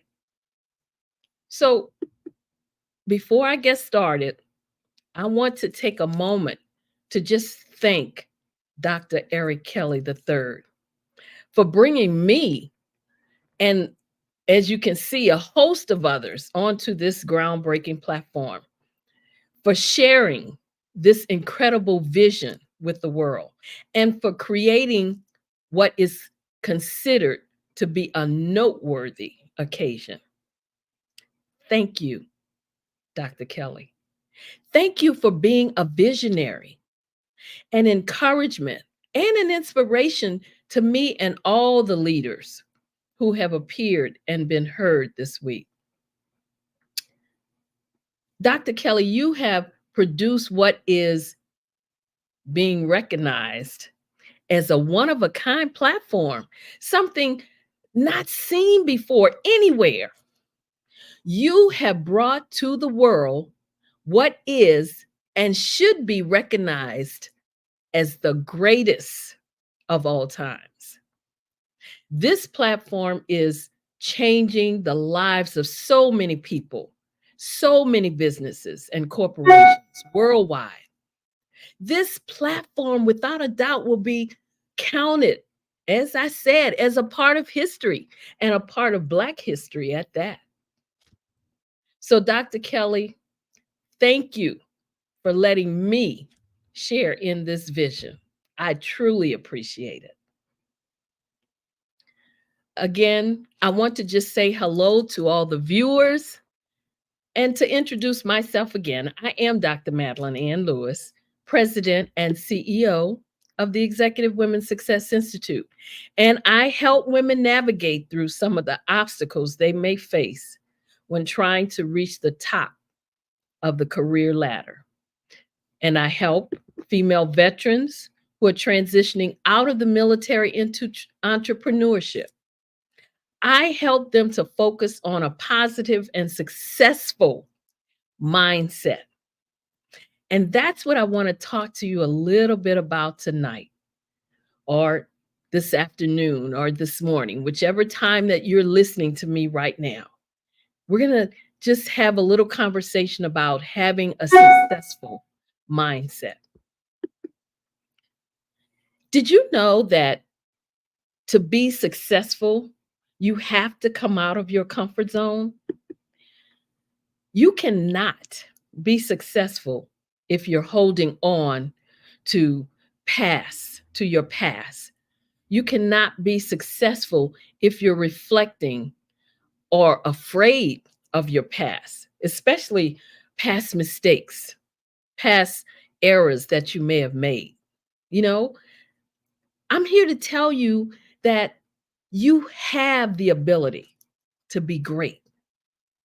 But what steps are you taking to move forward, to leave a legacy to our young people, or to make an impact on this world? Let me just say, none of it will come from missed opportunities, broken promises, or even a lackadaisical attitude. Your mindset has to be, get this, right now. And what I mean by that is the now is showing up when you're supposed to show up. The now is being mindful of your obligations, and the now is being a person that people can depend on. That's what puts you in that success category also. It's all about believing in yourself, and believing in yourself is the cornerstone of any remarkable transformation. That's why when you ask the question, Why am I here? And what is my purpose? You have to be able to answer those questions in order to move forward. Because when you know the why behind your what, you're much more likely to stick to your guns and to get done or accomplish what you're trying to accomplish. You know, as Gandhi once said, your beliefs become your thoughts. Your thoughts become your words. Your words become your actions. Your actions become your habits. Your habits become your values, and your values become your destiny. And what that means, it's all about embracing your worthiness and truly believing that you deserve the successes you envision. Remember that change starts from within. You are what you think. And part of the change is knowing that you can do what you're envisioning for your future. You have what it takes to do what all the other individuals who spoke this week did. Maybe not in the same way, not exactly what they did, and maybe not in the same time frame that they did it. But you can do what you set out to do. If you believe in yourself, and that means staying right here, right now, so that you can accomplish what you're trying to accomplish. Listening to the people that you heard this week, reaching out to them, and not letting yourself be distracted by trivial things that really don't matter. You know, those little things that may take you off the path of what you want to accomplish. I really want you to understand that the path to success is rarely a straight line. It's a series of twists and turns, and it demands resilience. It's about pushing through when others might falter or quit or give up, and persisting when the journey becomes tough. I want you to think about this. When you want to quit before even getting started, quitting may provide, temporary relief, but it will also rob you of the chance to discover your true potential. Because it's in those moments of difficulty that you find out what you're truly made of. I was reading something that Henry Van Dyke said. And he said, some succeed because they're designed to, but most succeed because they're determined to. Is that you? So I want you to take a moment just to reflect on what truly makes you happy and fulfilled. Consider your passions, values, and the skills you enjoy using, and share them with the world. That's what the people this week are doing. They're using their skills, their passions, the thing that they're most passionate about, and they're bringing it to you. They're sharing it to you. Understanding yourself better is the foundation for finding success that brings you genuine satisfaction and happiness. And remember, you don't have to navigate this journey alone. That's what this platform is for, to give you resources, to give you people that you can reach out to that will be more than happy to share their expertise, their experience, their knowledge with you. You're being provided with resources that will take you to the next level if you let it, if you implement it. And every step that you take towards believing in yourself brings you closer to your goals, closer to success, and closer to happiness. So being on this platform, I can tell you this has been an inspiration for me. It has been helpful in bringing forth a lot of ideas that I've been able to have and to put into different areas, such as doing a virtual summit that I did just in January, the end of January. And I'll be doing another one in September. That idea came from being on this platform. This platform has given me the inspiration to organize events that have garnered some major expertise and talents. And it all came from being a part of something that is pushing me further out of my comfort zone. So when I tell you that gaining insight from individuals who have been there and who have faced the obstacles, who have stepped out of their comfort zone and said, I will not quit, that's what I'm telling you to say, to think, and to do. Don't quit. Say to yourself, I will not quit. They made it, and now they're sharing their success with you. It's because they have motivated so many people, and they were motivated also, of course, by this platform. That's why they're here. Do you really think that they would come and spend the time on this platform if they weren't motivated to share and to give back so that you can reach your full potential? You can accomplish what you want to accomplish or what you're trying to accomplish. So I urge you not to be one of those people who lose interest when they don't see much progress because they feel it's not happening fast enough. And please don't be one of those people who will quit when you see there's real work involved. Because in any worthwhile venture, there has to be some work put into it. You have to hold on to your vision because the vision will help you to overcome obstacles in the way, and it gives you strength to hold on when times are tough. A vision that is well defined will help you to focus and create a purpose that becomes your measurement for your success.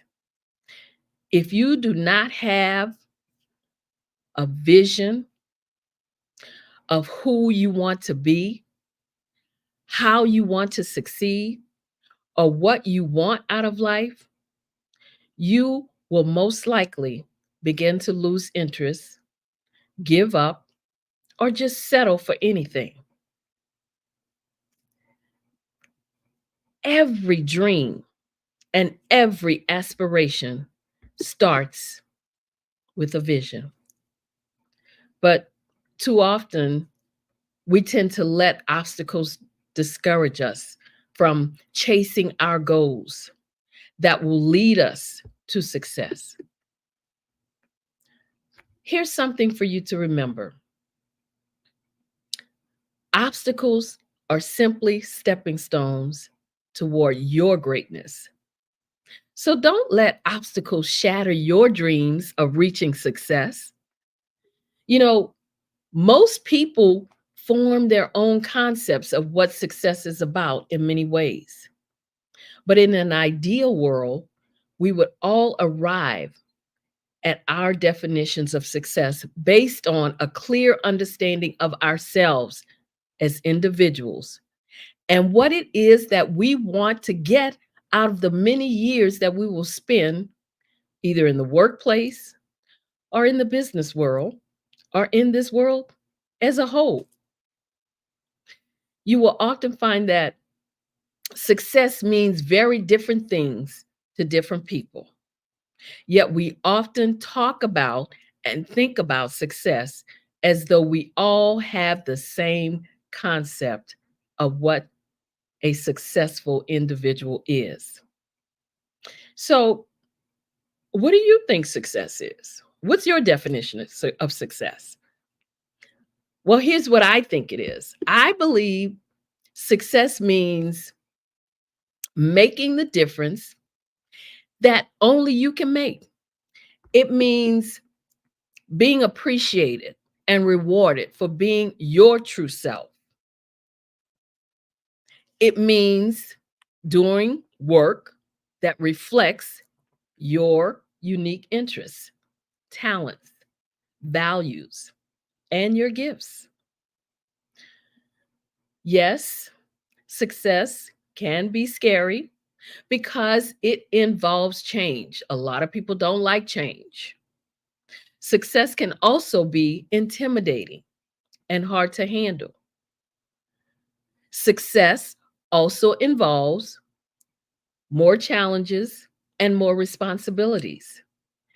And that is threatening to most of us, which is why we tend to fear success.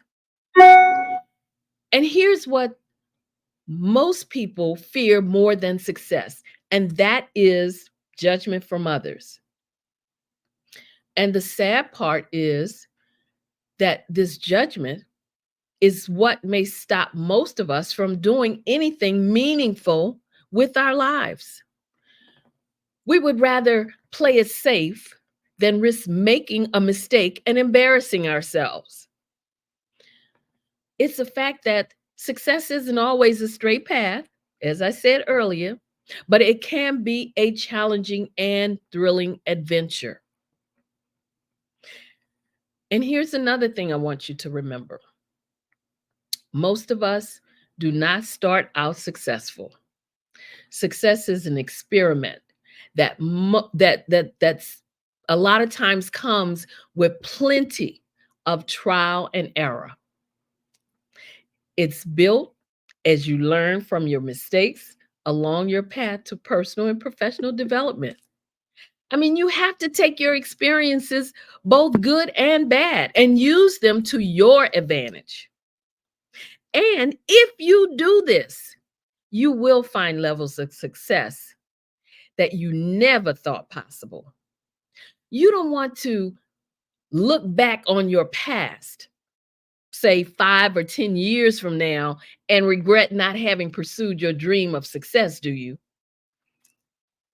And trust me, when I tell you, the pain of regret will be a much stronger, it'll be much stronger than a temporary, the temporary discomfort of stepping out of your own comfort zone.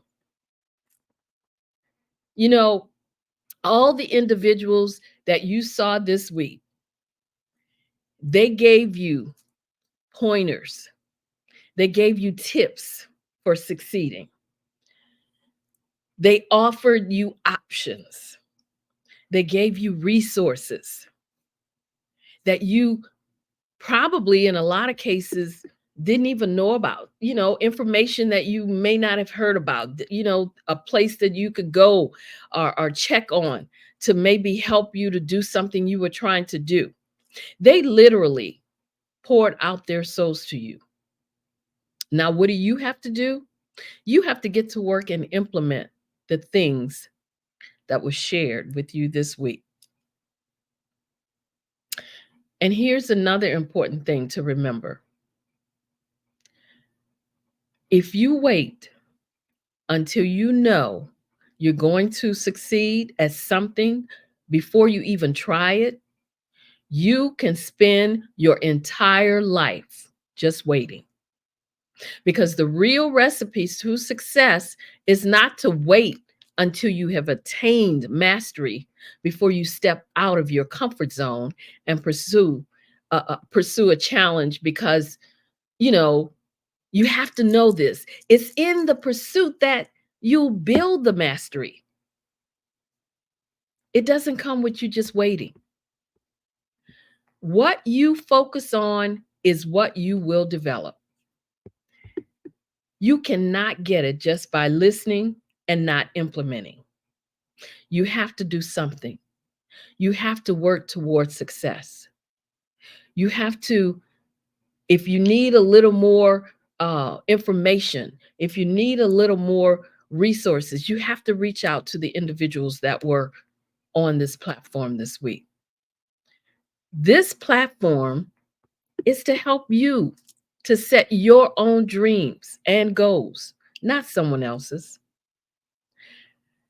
That's what the information you're receiving on this platform will do for you. Again, I have to say, that's if you let it. And here's something else I'm going to give you, another secret to success. And that is to never stop learning. Obtaining knowledge is a continuous journey because the best leaders know that they're never in a place where they would not benefit from the insights of others who have attained success. I want you to remember that every time you think of quitting, that everything begins in your own head. You are what you believe yourself to be. So if you feel that you aren't good enough, then you have set the wrong rules for the game. Not anybody else. You have set those rules. Having an open mind and a positive mindset means that you are open to the idea that you have value and worth, and that your contribution can and will mean something to this world.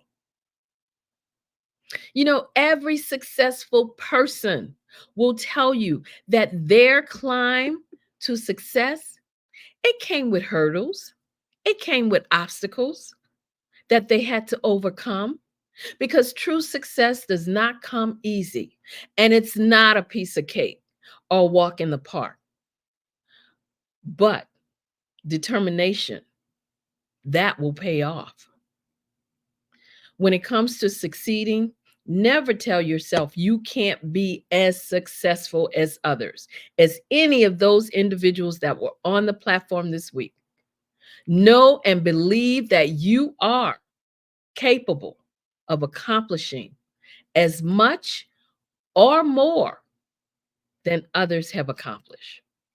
The key is to possess the same drive and determination, because that's what separates the successful from those who stand on the sidelines and watch others reach the top. Success comes from clarity of purpose and repeated action, which is what you heard from a lot of individuals on this platform this week. Sitting, listening, and not implementing will not do you any good. I can't say that enough. Don't waste this phenomenal opportunity. Don't waste this information or the resources that you received so far this week. You can always go back and listen to any of the sessions, and I challenge you to do so. Let your dream of success be the fuel that propels you forward. Believe that you can do anything you set your mind to do. Remember, what you do makes a difference, and you have to be the one to decide what kind of difference that you want to make. So, my favorite thing to say, show up, rise up, and become the success you were meant to be. And when you do, guess what? We will all win. I want to thank you. Thank you all. Thanks to all the viewers out there. I am Dr. Madeline Ann Lewis, President and CEO of the Executive Women's Success Institute. And if you want to reach out to me, you can email me at info@exwsi.com or go to my website, www.exwsi.com. And while you're there, make sure you download my free 3-part video series on 3 things every woman should do to position herself for executive leadership. And remember, all of us are here for you. You don't have to do it alone. That's why we're here. Thank you so much for listening. Thank you so much. It was fascinating to learn about the groundbreaking work the Institute is doing to empower young women or young leaders. Thank you again for being with us and for your dedication to unlocking the potential of women leaders through the Executive Women's Successive Institute. Thank you for having me. I appreciate it. I'm always honored to be on this platform. Thank you. And remember, genius is common, and I'll see you on the other side. Absolutely. The Black Business Expo's mission is to raise funds for high school senior, going to college, or K-12 entrepreneurs. This expo is a fundraiser for students. You may go to www.blackbusinessexpousa.com to donate to the scholarship fund, or use the Cash App that's on the screen below, BBX USA. Our goal is to give laptops and up to $5,000 to 10 students. Students can register online at www.blackbusinessexpousa.com. Every dollar counts, so we want to remind you to donate to the scholarship fund. We want to thank our Black Business Expo USA sponsors for February 2024.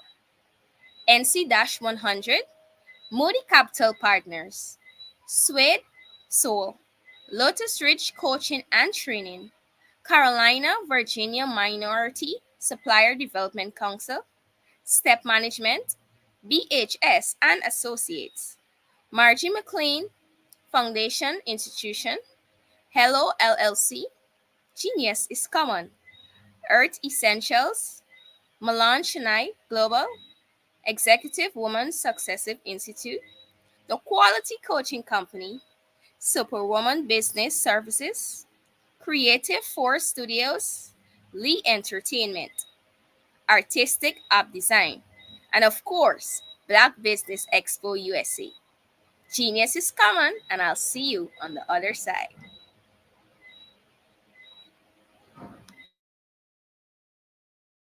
I am from Washington, D.C., but I was raised in Durham, North Carolina. I came to Durham when I was about 5 or 6, and then I traveled back and forth to D.C. because it's where my people are from. One of the unique things about my family is my mother, she's also an artist. She does quilting, and she does a lot of artistic things. And then my son, he draws with both hands, his right hand and his left hand like I do. So that's kind of a family trait. And then my other son, he's a videographer, and my daughter, she works, she's a regional vice president for Sunglass Lab. When you start out drawing and sketching, you want to continue to explore, each avenue. I do pastels, I do pen and ink, I do painting, I do acrylics. I haven't done oils yet, but I try to do all facets of art. What I say to a lot of times to people is, you can't put yourself in a box when you're an artist. You have to explore. And over the course of my life, I've tried to explore different mediums. I also do sculpture as well. I choose my subjects by the intensity that they have in their faces, or the intensity that somebody is moving, because I do more than portrait drawings. I also do I do abstract, and then I do figurative drawing also. Well, what happened in this particular show is that I started out trying to come up with something that would be a little bit different than what everybody else is doing.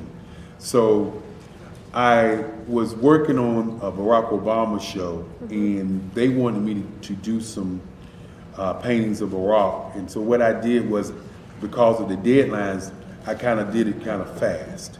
And then I realized when I was doing it fast, I enjoyed it. And so then I started doing other pieces the same way, and I started to enjoy those pieces also. And so I came up with this particular style, and it's a style of lines and colors.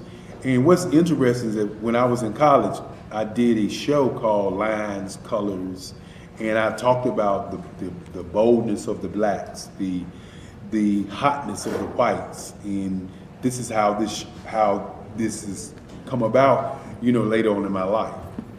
And the colors comes from a lot of the entertainers that I work with, where they wear different colors. They don't wear, your plain reds or your whites. They wear different colors, and so that's also another piece of what's giving me the colors. The subtitle of this show is Faces That Speak Life. That's real critical. Faces that speak life. Each one of these pieces is a life source and a life energy that's being put on display for people that are looking at them. I always say in terms of my art, it's not important that I draw them. It's important what you get out of what I draw.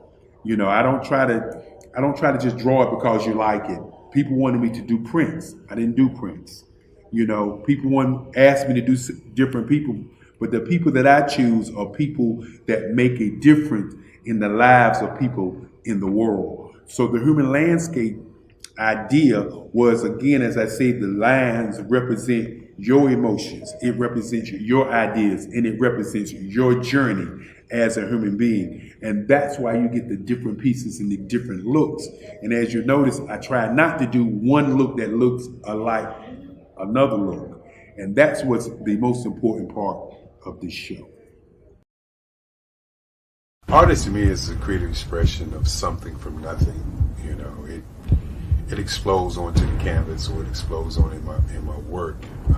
One of the things that I try to do more than anything is I try to just give the lines and the movements and emotions and expressions into what I do. Art really means to me a chance to express how I feel deep down inside. Most of my art begins as a thought that I might have, whether it's sports, whether it's history, whether it's a woman or a man. It pretty much starts as an idea of thought before I get into the actual image of what I'm going to draw. I do a lot of historical pieces. I was a history minor in college, and I love to do history pieces. And a lot of times I'm thinking about history, and then I try to make that history impact you as you look at it. That's one of the reasons I do pictures so large. People ask me, why do I do pictures so big? And I tell them, I want the piece to impact them as they're looking at it, to kind of dominate them, dominate their space. And most of my pieces I try to do off page. I don't try to do anything that's going to be in those four corners or in a square. And I want your imagination to be a part of the piece that you're looking at.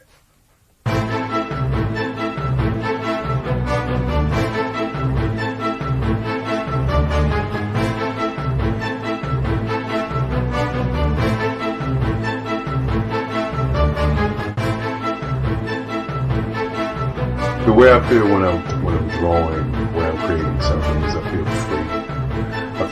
I feel like there's an anticipation of something that's going to come.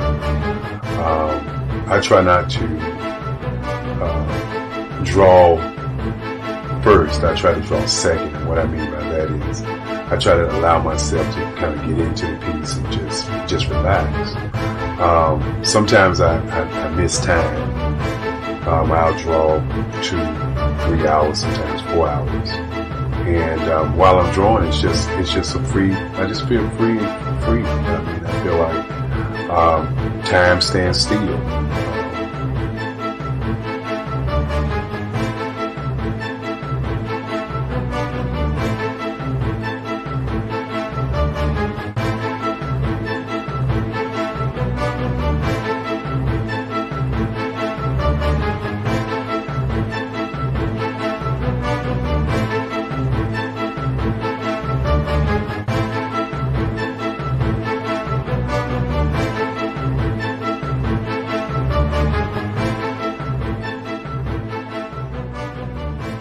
That's what it's all about in terms of the lines and the colors in my work, is to get an expression, to go deeper and past just what you see on the surface, but to go in and try to find an expression that everybody gets a different taste of what that expression is, whether it's anger or whether it's being happy or whether it's being, kind of calm or nonchalant. That expression that people take away from the piece is the most important part of what I do as an artist.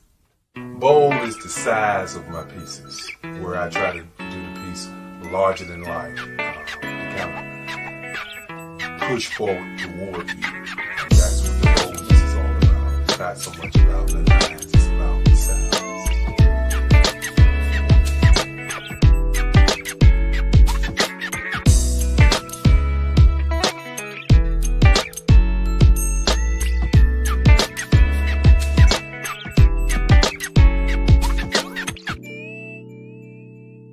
The Face of Change art show is inspired by my mother, but more importantly, it's a historical moment in time as the pieces depict different emotions and expressions of Barack Obama.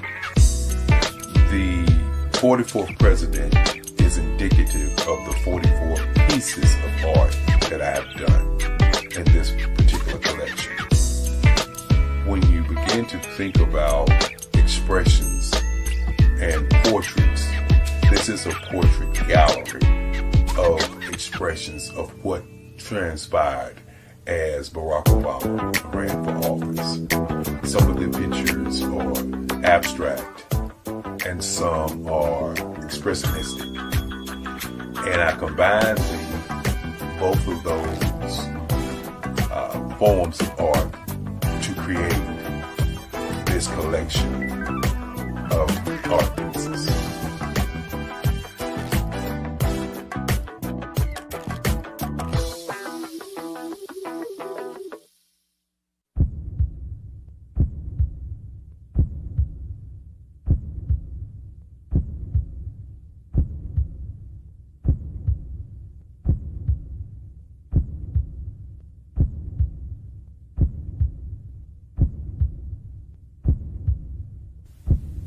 Overcomer, brilliant, ambitious, motivated, awesome.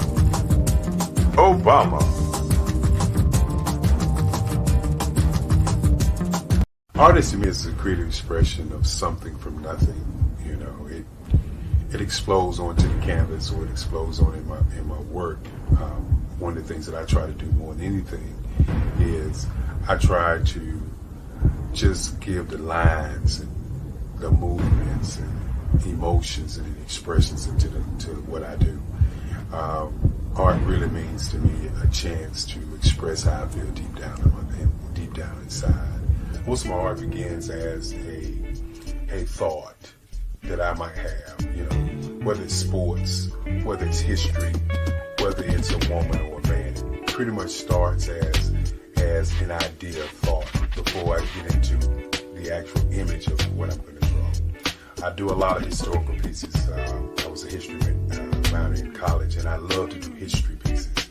And a lot of times I'm thinking about history, and then I try to make that history impact you as you look at it. That's one of the reasons I do pictures so large. People ask me, why do I do the pictures so big? And I tell them, I want the piece to impact them as they're looking at it, to kind of dominate them, dominate their space. And most of my pieces I try to do off page. I don't try to do anything that's going to be in those four corners or in a square. And I want your imagination to be a part of the piece that you're looking at.